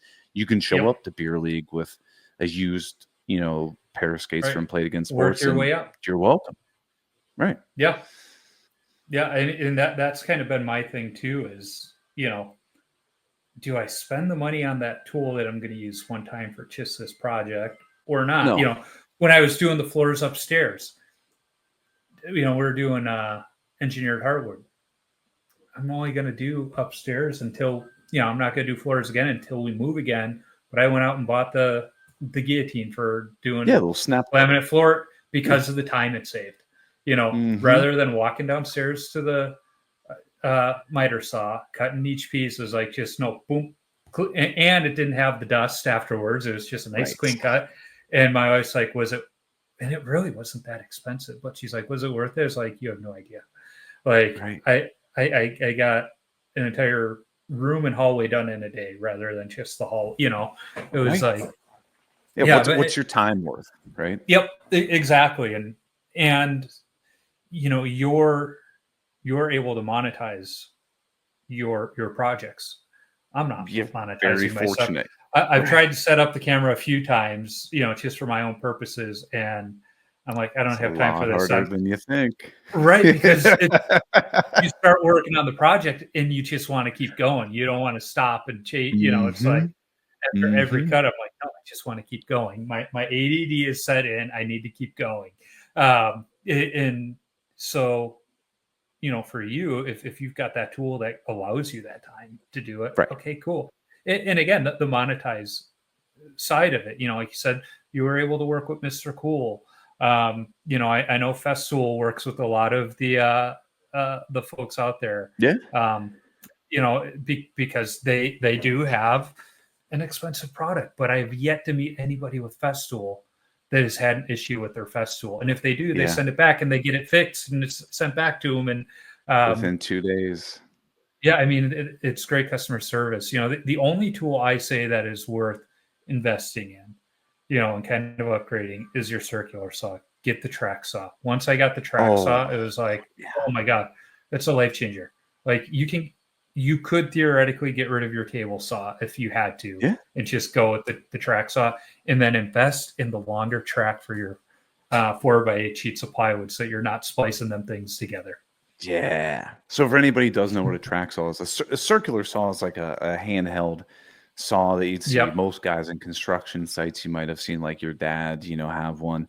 But the problem is you start cutting and you want to get on a straight line. This thing starts wandering all over the place. So what some people do is just like lay down like a level and then run their circular saw against it. Yeah. That works. Or they have this thing called a track saw, which is like this aluminum thing that you set down. It's razor straight, and then it's just, you see that line on that track, that's where you're cutting. So you literally just put the track down anywhere, run the saw on it, it won't move off, and you got perfectly straight cuts anywhere. It's pretty cool. Yeah, I used to do the level thing, but somehow I'm a goalie. I hit the head too many times with hockey pucks, so sometimes my measurement from the level to where the blade was, sometimes I measure to the wrong side of the blade. Well, with the track saw, you just set the track up right where you want that cut. Now, the one thing you have to remember is, are you setting the track on the outside of the cut or the inside? That's the one thing I'm like, even as a goalie, I was smart enough to think about that this last weekend when I was working on the drawers and stuff. It's like, okay, but I can say it's because of watching videos like yours and Bourbon Moth and Mr. Fix-It, all these other ones, that I was able to build that window box this weekend with confidence. And I did, some shaker drawer fronts with, and I did undermount drawer slides, because as you learn watching any one of the different videos that are out there, if you're not using undermounts, you're just a peasant. It's because it makes everything easier and they look nicer. They do. And like, I was looking at it of the weight load, because it's going to be for my son, so I know it's going to get abused. Sure. So I'm like, all right, but it's because of watching the videos that I was able to. I've done some cool stuff in his room that I hadn't done before. Actually, what we did, his room had a closet that should have had bifold doors, but it just had a regular door right in the middle. So like half the closet was just really hard to use. And then there was, right next to the closet, pass through to the bathroom. And so right when we moved in, I walled that off just to give him a little more privacy. So he essentially had like these two closets for a while. So we completely opened that up. And of course it had to be a load bearing wall. So I had to put a, nice beefy header in. So I did that. Mm-hmm. And then since it was next to a bathroom, there was no insulation in the wall. So I tore the drywall off, put some sound dampening insulation, and then I put some more outlets in so that the TV can be up on the wall and some stuff down below. Then I ran wiring in a light switch so that there's two down lights, and they're the nice new, they're that thick, the new LEDs that just clip right in. Wafers, yeah. Yeah, but they're the ones where you turn them on, you got the full light, you turn them off and turn them back on, and you got that halo of a nightlight around it. Yeah. So I put those in, then I put 4 more in the main bedroom. But so the new opening, I was looking at it and I was like, what's wrong? It's like, I feel like we should do arches in the corner. And she's like, yes, that would be amazing. I was like, I knew I should have kept my mouth shut because I have not done that one yet. And I hate doing mudding work to begin with. But yeah, I went in, I put the arches in and, got it. And then I'm going to have a floating desk. And again, I know my son, he'll try and sit on it and everything else. So I got those metal supports that attach to the 2x4 where it's metal that and comes out. So there's 4 of them. So then again, drywalling back, getting, the perfect measurement to, and of course that whole nook, as I'm calling it, the desk nook is like 10 feet, 2 inches, but because of the opening, I was able to use take a 12-foot piece of drywall and cut it down. But to get it in the opening, we had to like bend it. Yeah, just the old bend. But then we had those supports kind of, so it was a delicate dance, and somehow it all lined up. But it's like it's been fun working on the room. It's taken a little bit longer than we had hoped, just because thinking through different things. The plan has changed so many times. I started in SketchUp in that little area. There's going to be a closet on the right, TV desk on the left, and then we're like, no, let's flank his window with closet systems. And I went out and I shouldn't say my wife ordered 2 pack systems go on either side of the windows, and I with face frames making it look built in, creating my own shaker doors to match, and then I built the bench seat to go in between the two under the window with the pull-out drawers. And then I'm going to put not a cabinet, but like a shelf up above so he can put his Legos, because like right now his Saturn V is in my office. So he's going to be able to put some of his Legos and other stuff up there. But it's been fun, and he can't wait to get it done. And I can't wait to get him out of the spare bedroom, because he's just like throwing his clothes everywhere. See, that's what I like to call the DIY lie. Yeah. Everybody's like, I can knock that out in a weekend. It's going to take you way longer than you think. Yeah. You're going to buy all of these tools, and then you're going to be like, it would have just been cheaper to hire somebody to do it. Well, and then when you're a true DIYer, every project in your house is about 90 to 95% finished before you start the next one. Oh, yeah. So in my office, my office on the other side of the camera, I have to do the wainscoting my wife now wants in my office on the other side. When we moved in, we completely gutted and blew up our kitchen because it was a tiny kitchen. So we took down the wall, made it bigger. And in fact, where I'm sitting was a formal sitting room, and we didn't need a room we would never need, and we didn't need a formal dining room to use twice a year. So my father-in-law actually put this wall up before he passed away, and so we made the sitting room a little bit smaller, perfect size office. I built everything behind me, and then I did the whole kitchen, the wiring, everything. And then I did my wife's office. So it's just like, but in the kitchen, there's the scribed piece under the farmhouse sink that I still need to do. And now my wife wants paneling on some of the walls. My wife's office, I have to caulk around the ceiling tiles.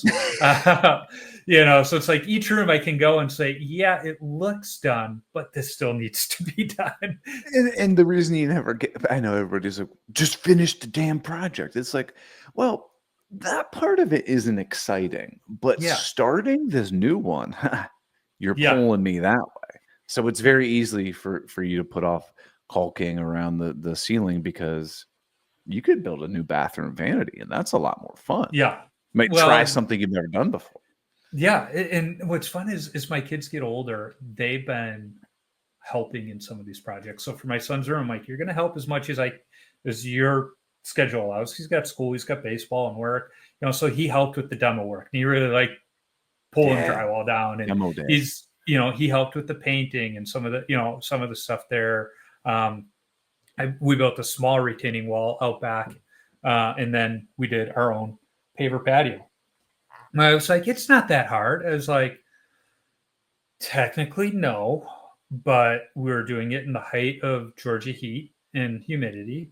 So like, I think I lost 8 pounds doing yeah. paver patio, but like the kids, they did all the digging to prep the groundwork, right.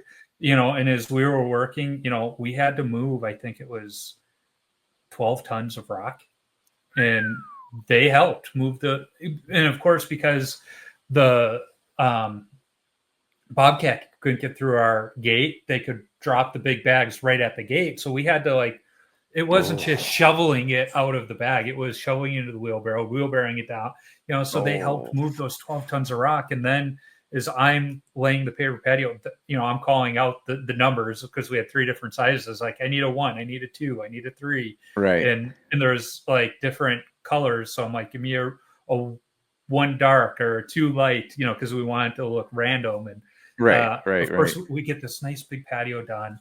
And when we bought the house, we were told we were on a community septic. I'm like, that, I understand some places have them, but I'm like, I don't see any pipes or anything. So I wasn't sure. And up in the Midwest, you know, you see a septic tank, you see a big mound, and you see the pipes coming out. Down like here, that's not the coast.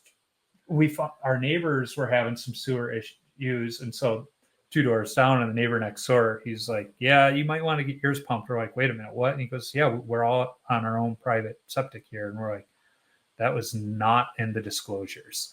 And so we didn't know where it was, and we wound up finding it under the one side of the paver patio. So I had to pull. So that is literally the next project after I finish my son's room of repairing the paver patio, because I had to pull half of it up so that we could find, because we weren't really sure. We did finally find it. So rather than redo the whole thing, I'm just going to make it smaller so that when we have to have that pumped every few years, we don't have to worry about it.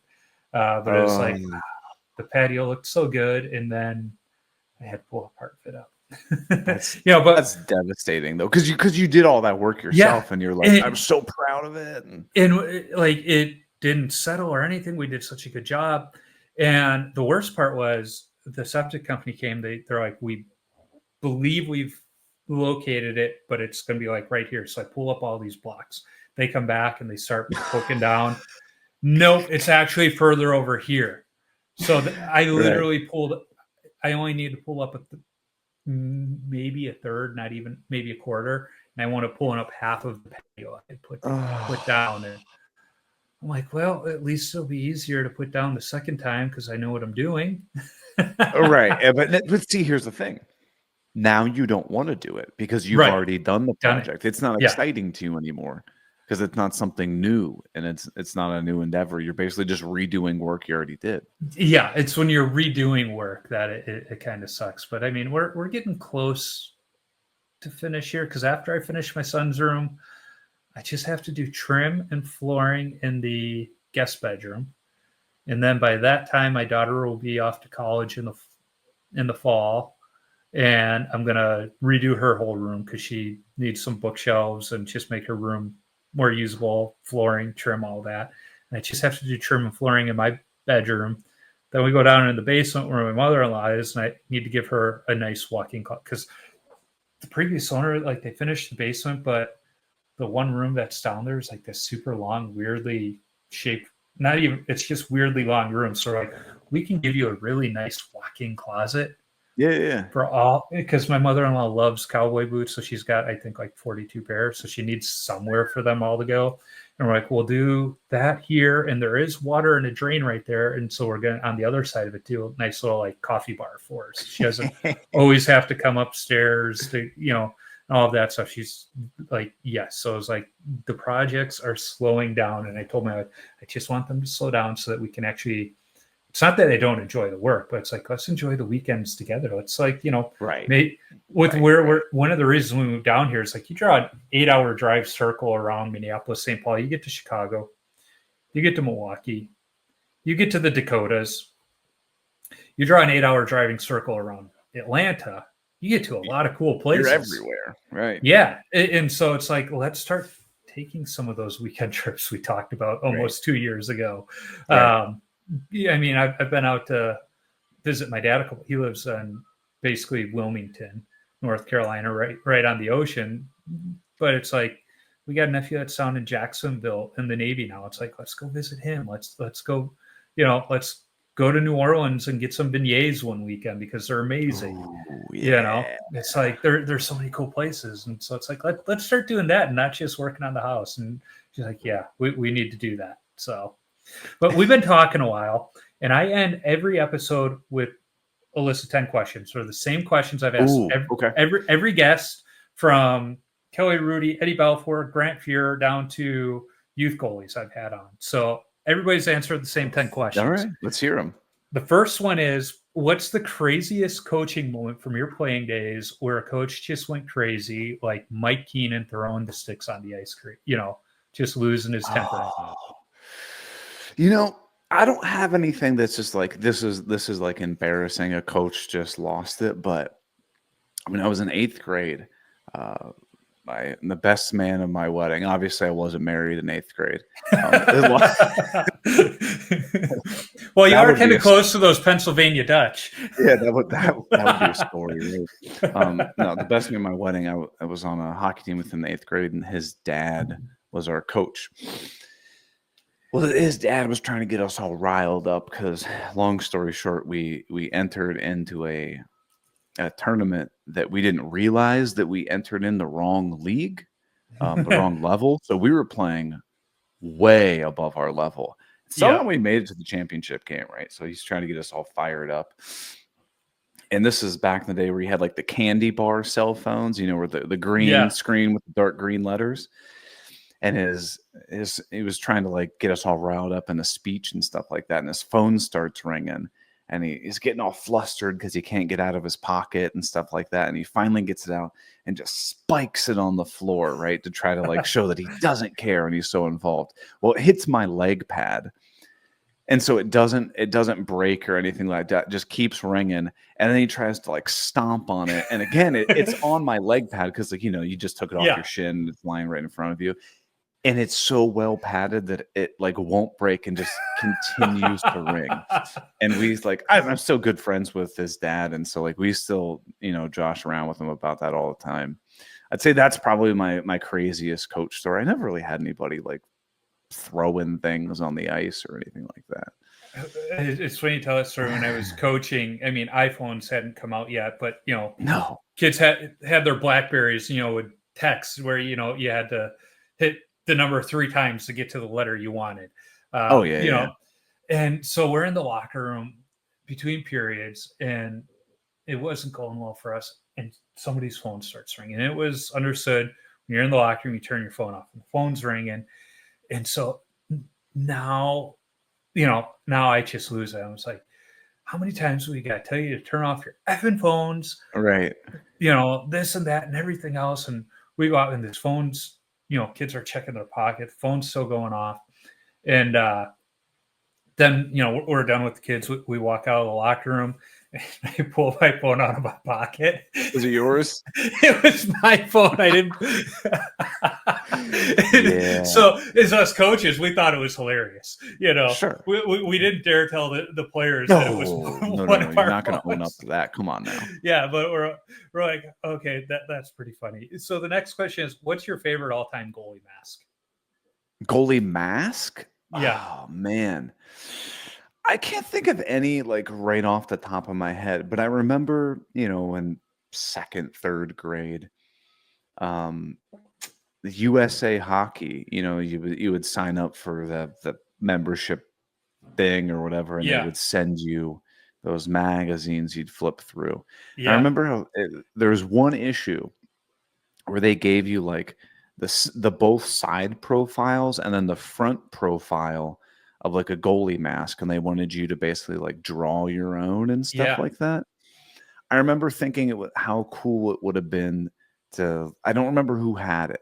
It might have been Hobby Boolin, to like have like the bricks on like the brick wall on my goalie mask. I feel like that's my most memorable goalie mask thing. It's just like trying to design my own in 2nd grade or whatever. I'm sure it looked terrible. Hobby Boolin had the wall on there being the Boolin wall, but then I remember Stefan Fissé with the Quebec Nordiques, probably before your time, had like an igloo wall on his, and the Nordiques logo was crashing through the forehead, and it was such a cool mask. That was a pretty cool one. But the brick wall on a goalie mask is always classic. Yeah. See, I never had a painted mask. You know, I was lucky enough to be able to play hockey, so I think the closest I had to a painted mask was like getting a sticker that I put on the side of it or something. It was like my high school sticker or whatever. I never had a painted mask, unfortunately. I've had two. This was my high school mask, my old pro mask, and we were the Crusaders. So I literally went to the airbrush shop in the mall, again, showing my age. And it's like, do you guys paint goalie masks? And they're like, I've painted helmets before. I'll give it a try. And so, I mean, it was cool. You know, it was the late 90s, and, you know, it turned out decent. So then when I was in college, the internet was, you know, a thing by that point. Right. So I found a place out of Canada, and I set my college mask up, and, you know, I think it was only like $250. I got to find the camera here. And so that was our school logo. We were the Cardinals. Yeah. And so, you know, just the Cardinal and then the, you know, sticks meeting at the middle. But now that I've got a kid and, you know, 2 kids and a house and a mortgage and everything, it's like, could I get my current mask painted? Yeah. But when I look at the price of it to get it done by a good painter, I'm like, all black works with my equipment too, because I got red, white, and black stuff. And I don't know, maybe do you one really day need that right now? It's like, maybe one day it'd be cool, but I'm like, nice to have. And I know guys like Jason Livery, who I had on last episode, and Kyle Conan down in Tampa. You know, so some of these mask painters I've had on are like, "What are you saying, Joe?" But it's like, I want to. I just have other priorities at the moment, like my next tool. Sure, right. You know. So, what is your favorite rink that you've played at? Oh man, I think the coolest rink I played at was Yost Arena up in I'm pretty sure that's still the arena for University of Michigan, right? Yep. Yeah, there's some talks of it being replaced, but I think it's going to take some time. I just remember like being on the ice, and that's I don't know if you've been there before. No, I haven't. It's very narrow and very tall, so like it feels like people are on top of the rink. If the people are in the upper deck, and it's the weirdest feeling in the world, but it was also a super nice rink too.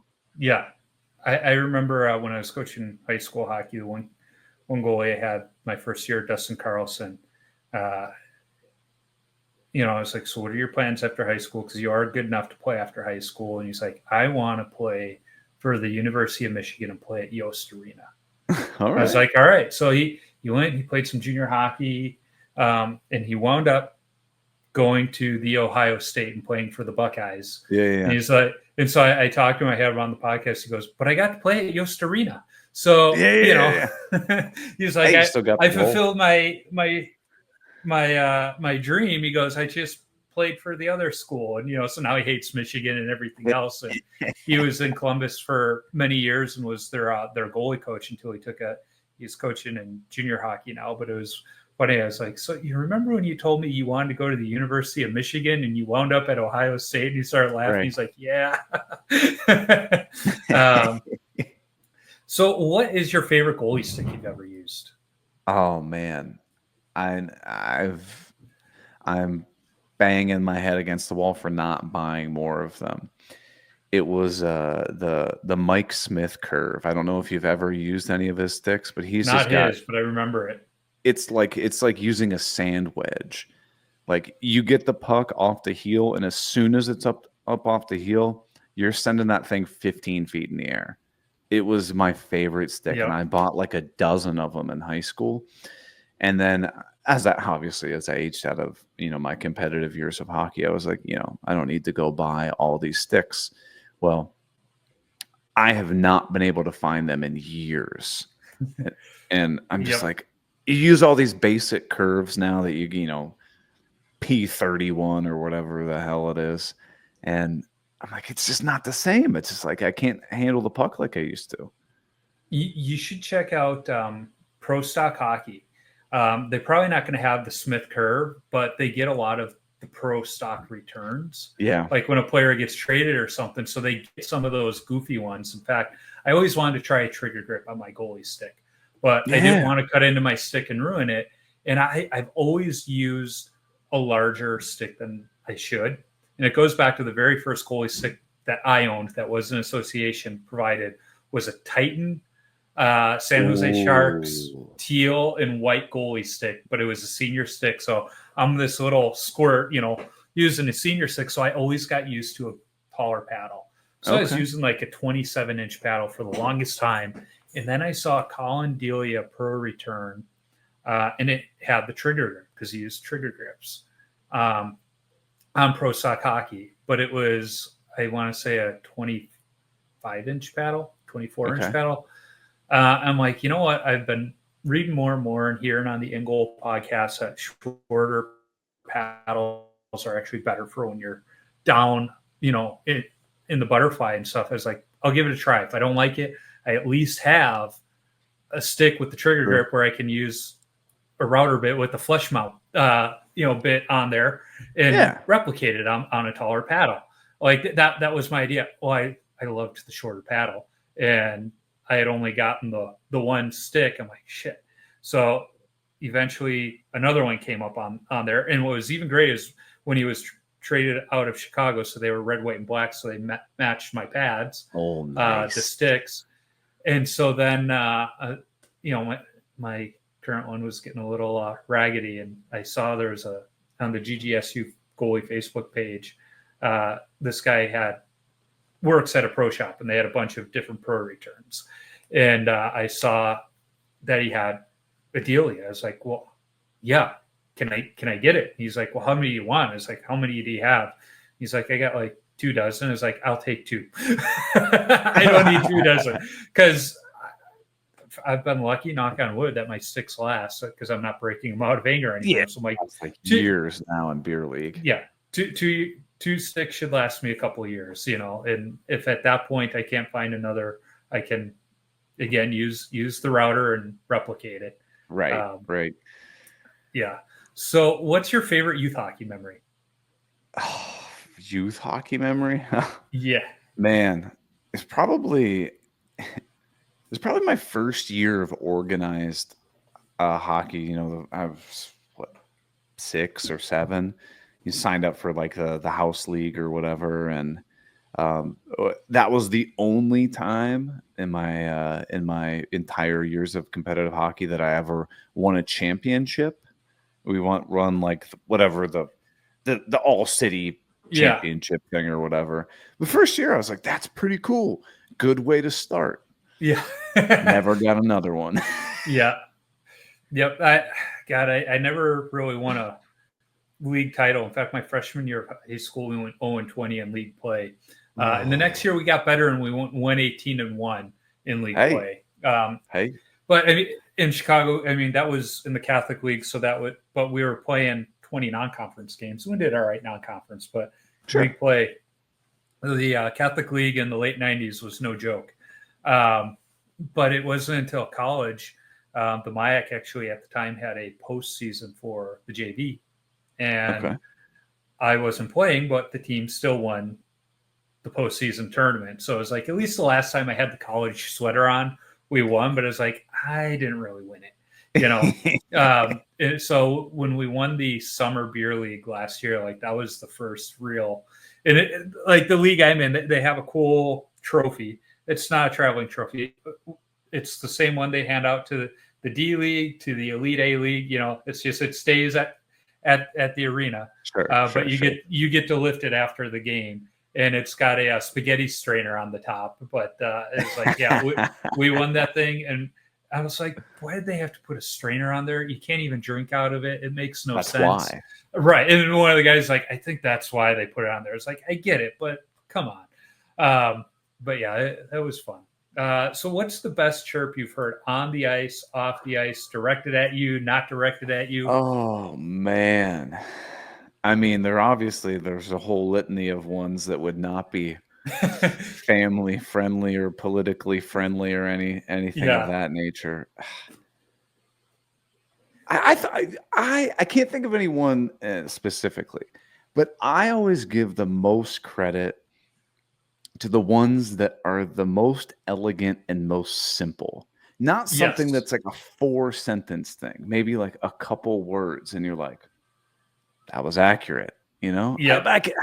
I'm blanking. I can't come up with anyone specifically, but definitely the simple ones that take a lot of thought and cleverness for sure. Yep. I like my teammate Benny that I was telling you about earlier. There's a few Russian guys in our league, and there's a French Canadian. And so Benny has learned a few chirps in French and Russian specifically for these players. I was okay. And again, like I said, he learned Latin just because. So like learning a new language is fun for him. So it's like when he brings out the chirps in their native tongues, like there's a little respect by those guys. Like, okay, that was mean, but that was also brilliant that you learned it in my language. Yeah. I like it. it. But it's funny you mentioned, the non-politically correct ones. The team I'm on now, we've got an Iranian Canadian and a Black Canadian on the team. So you can imagine some of the things that are said in the locker room, and it's funny because Reza, the Iranian fella, he'll say something and then he'll stop and go. He goes, but that's racist if you guys say it. It is. It's just both guys are just so funny, but it's like, oh my god, if anybody had a microphone in our locker room, we would all be losing our jobs. And we're not even bad people. It's just we get each other. That's barely everybody. Is you'll chirp the guys on your team, and it's just out of good fun. Everybody knows there's no ill intent behind any of the stuff that's being said. No, and I've said it on the podcast before. If you're in the locker room and you're not getting picked on, that's when you got to worry, because it means they don't like you. And the more you get picked on, the better. Right. And the meaner it is, then you just know, you've been accepted. Yeah, that's fair. But see, like when in the younger, youth age and stuff like that, it was probably the opposite, right? With the whole bullying and stuff like that. But that's not what it is in beer league. Nobody's bullying one another. We're adults here. Yeah. No, we got one fella on our team, Harlan, and Harlan's a shorter guy. And so we always pick on him for that. The one day he was walking in the rink, and the squirts that were on the ice before us had just gotten their jerseys, and one of the kids forgot his jersey in the locker room, and it was hanging up, and Harlan comes walking in, and we're like, Harlan, we thought you were already here. Your jersey was up there. And he's like, you guys are jerks. And, then there was the 1 week, like all the NHL teams, for whatever reason, were like having Make-A-Wish kids out on the ice with them. And Harlan comes walking in the locker room. It's like, oh, is this our Make-A-Wish kid for our game this week? And he's like, Jesus Christ, what's wrong with you? Wow. As hard as we are on Harlan, he's probably worse. And that's just telling us about his own personal life.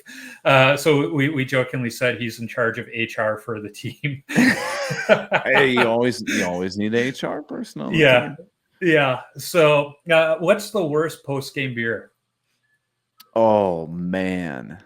Okay. People are gonna be like, you're crazy. I despise Bud Light. I think it tastes like bananas and cloves. I can't. I mean, if somebody hands it to me and it's all we have, I'll drink one. But I'm like, it's not my first choice either. No. My grandfather, God love him, anything Budweiser, Bud Light, whatever, he just said it was cat piss. And I don't think it's wrong. And this is coming from a guy who, it's not like they had many options in those days either. Right. It was like Schlitz, Hams, Budweiser. Ooh, and he's like, no, in Chicago we had Old Style. No Yuengling that far west. Although I did see Yuengling finally made it to Chicago. Okay. It's been back in Ohio for 20 years, I think.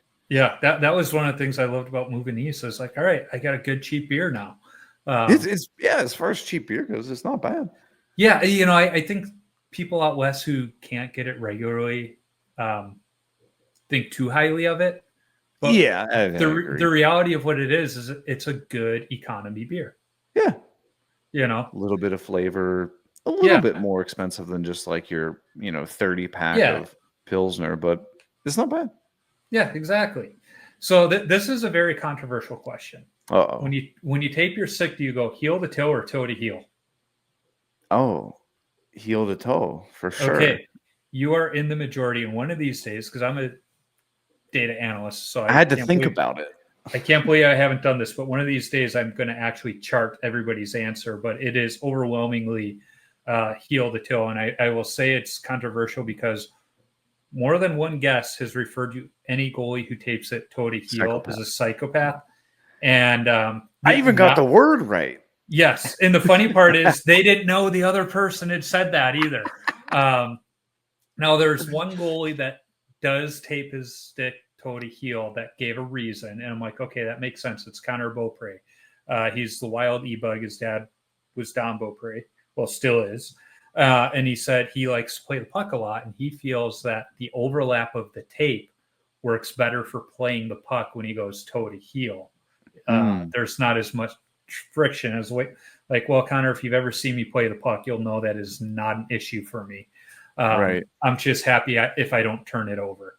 Although I did get assists the other 2 games ago, but that was merely because I got the puck and, glove on the blade, pushed it over to my defenseman, and he made a beautiful stretch pass for a breakaway, and the guy scored. Right. Hey, that's still an assist on the score sheet, though. Technically an assist, yeah. What's your favorite number to wear and why? I always wore 37. Why? I have no idea. I don't know if it was like in-house league. They'd have a box of jerseys, and you just went up and grab one, and that was the number you had for the season or whatever. I truly have no idea why. Yep. I wish I could tell you it was because so and so or some historical significance. I have no idea. Yep, you got it, and you stuck with it. That was I was wearing 35 all through high school, and then I got to college, and our senior varsity goalie wore 35. So they're like, "Yeah, you can't have that number." I was like, "Okay."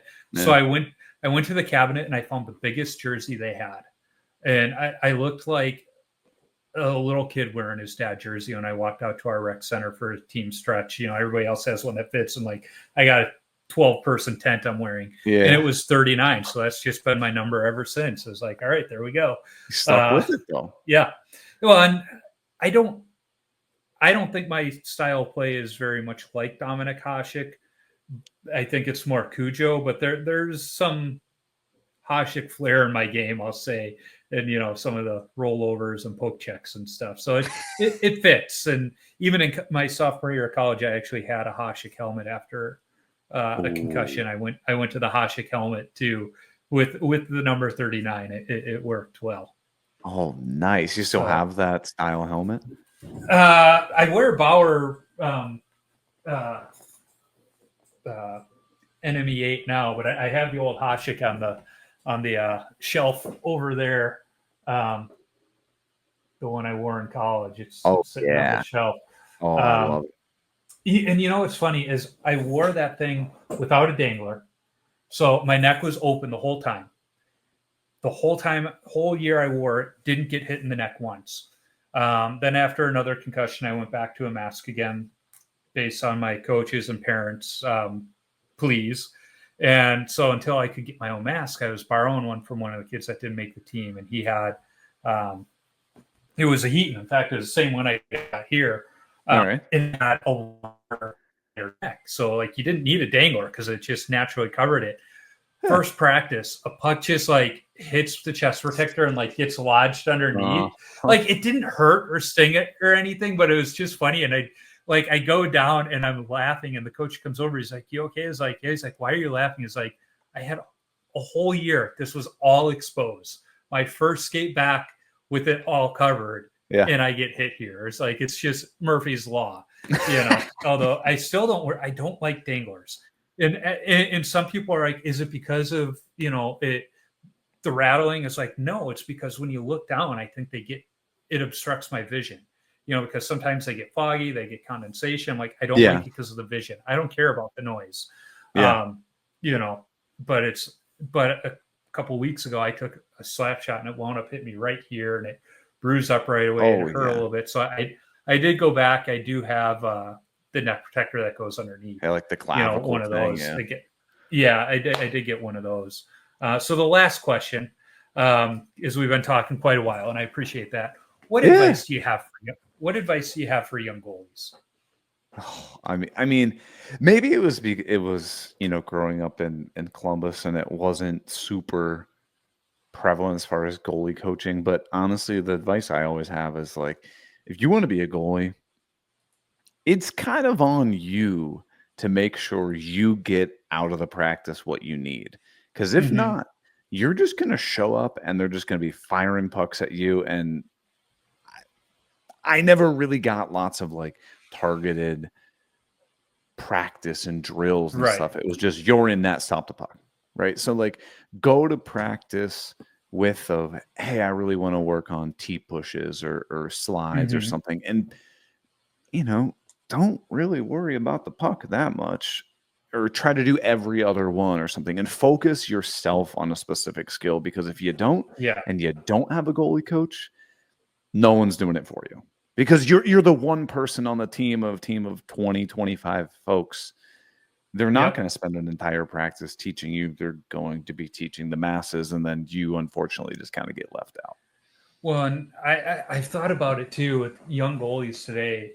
They have resources that we never had, from the Instagram coaches. I liked it. There's some Matt Zabs of Mountain High Hockey Club likes to call it the Instagram coaches, where they're talking about YouTube, In Goal magazine, and even Sense Arena, which they had a killer deal, or it's like 50% off. I'm like, all right, I'm going to bite the bullet. I'm going to get it for myself for the year. So it's like, you can do that goalie specific stuff through virtual reality off ice now. And so I'm like, they have so many things and I wonder, if I had those same resources, would I have been better, or would I have kind of been in the same mix, in today's game, because all those kids have that too, but it's like, I don't know.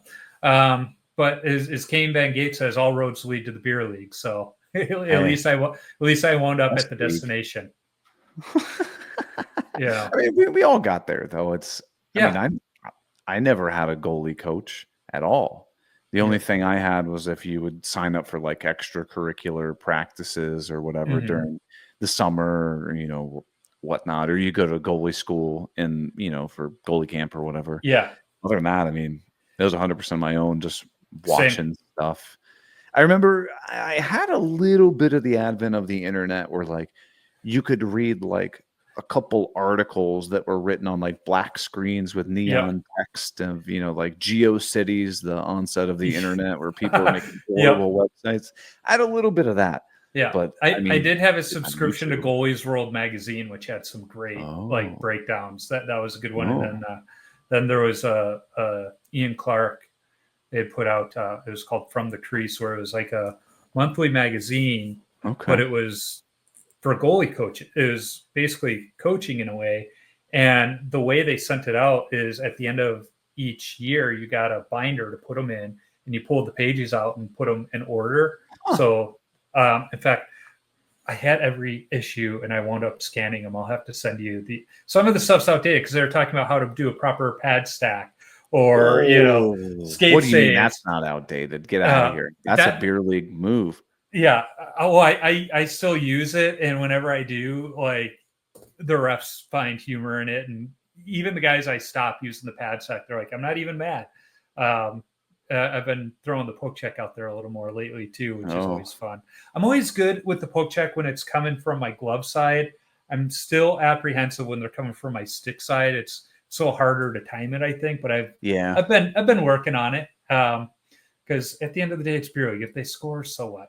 Yeah, I got a move for you for beer league that you'll get some laughs, and you'll also confuse the daylights out of every ref. All right.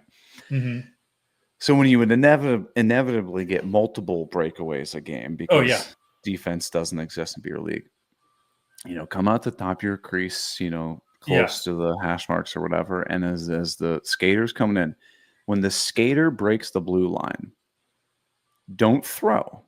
Drop your stick. Just literally drop it or set it down like above, between your crease and the hash marks. 90% of the time, the forward will run straight into your stick and lose the puck. It is so funny because people and they'll look up and they'll see your stick and then they look at you. They don't know what to do because they've never encountered this. Yeah, and well, it's only hilarious. And technically, it's only a penalty if you throw your stick. If you're dropping it while making a play, you're seeing it more with Vasilevsky, where he'll drop his stick so that he can, do some of his contortions. Right. And one of the plays, his stick wound up stopping the puck, even though he had set it down as he was, So it's only against the rules if you throw it. So just go set it down, drop it, try it. It's hilarious. I'll have to give it a try. So, well, Eric, again, thank you. I've enjoyed talking to you. I feel like I've just been talking to another goalie I've known for years, and I have a feeling we'll continue the conversations, over socials and whatnot. Yeah, it has been an absolute pleasure. Thanks so much for inviting me on. And if you ever want to chat again, just let me know. Yeah, I was gonna say it doesn't feel like we've been talking for over 2 hours, but here we are. Hey, it worked out. It worked out good timing. Yeah, got off work and everything, and so it's all good. Yeah, and I was just looking at the weekend YouTube subscriptions and put another one of yours into my must-watch list. So I look forward to watching that one. Awesome. Well, I really appreciate the support, and I just like this podcast, you couldn't do it if it weren't for people listening, and I couldn't do what I do if it weren't for people watching the video. So mutual respect. And I'm going to put all the links to, your social media, your YouTube and website and all of that in the show notes so that goalies won't have to remember it and try and go back to our computer or phones. They can just click on it because, we're not the sharpest bulbs. Yeah, sharp as marbles, I know. So, all right. So I just hit end here. So again, I appreciate you.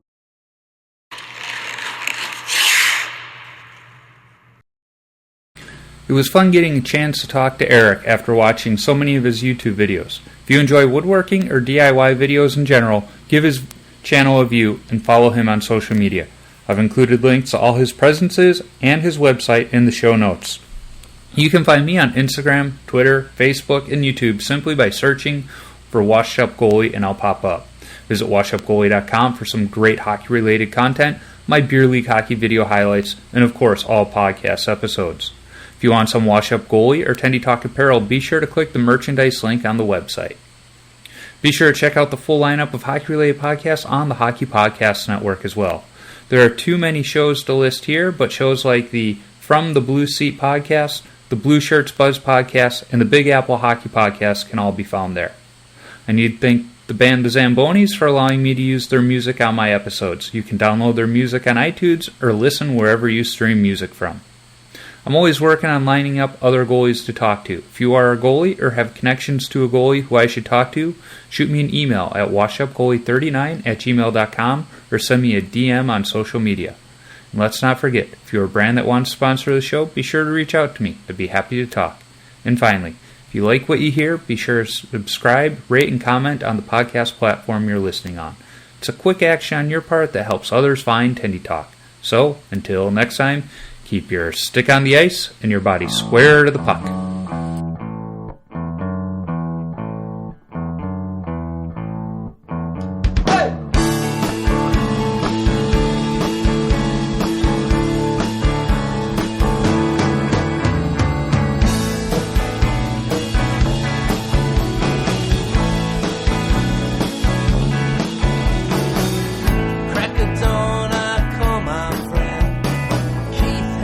Checked out Ketchup's Pond.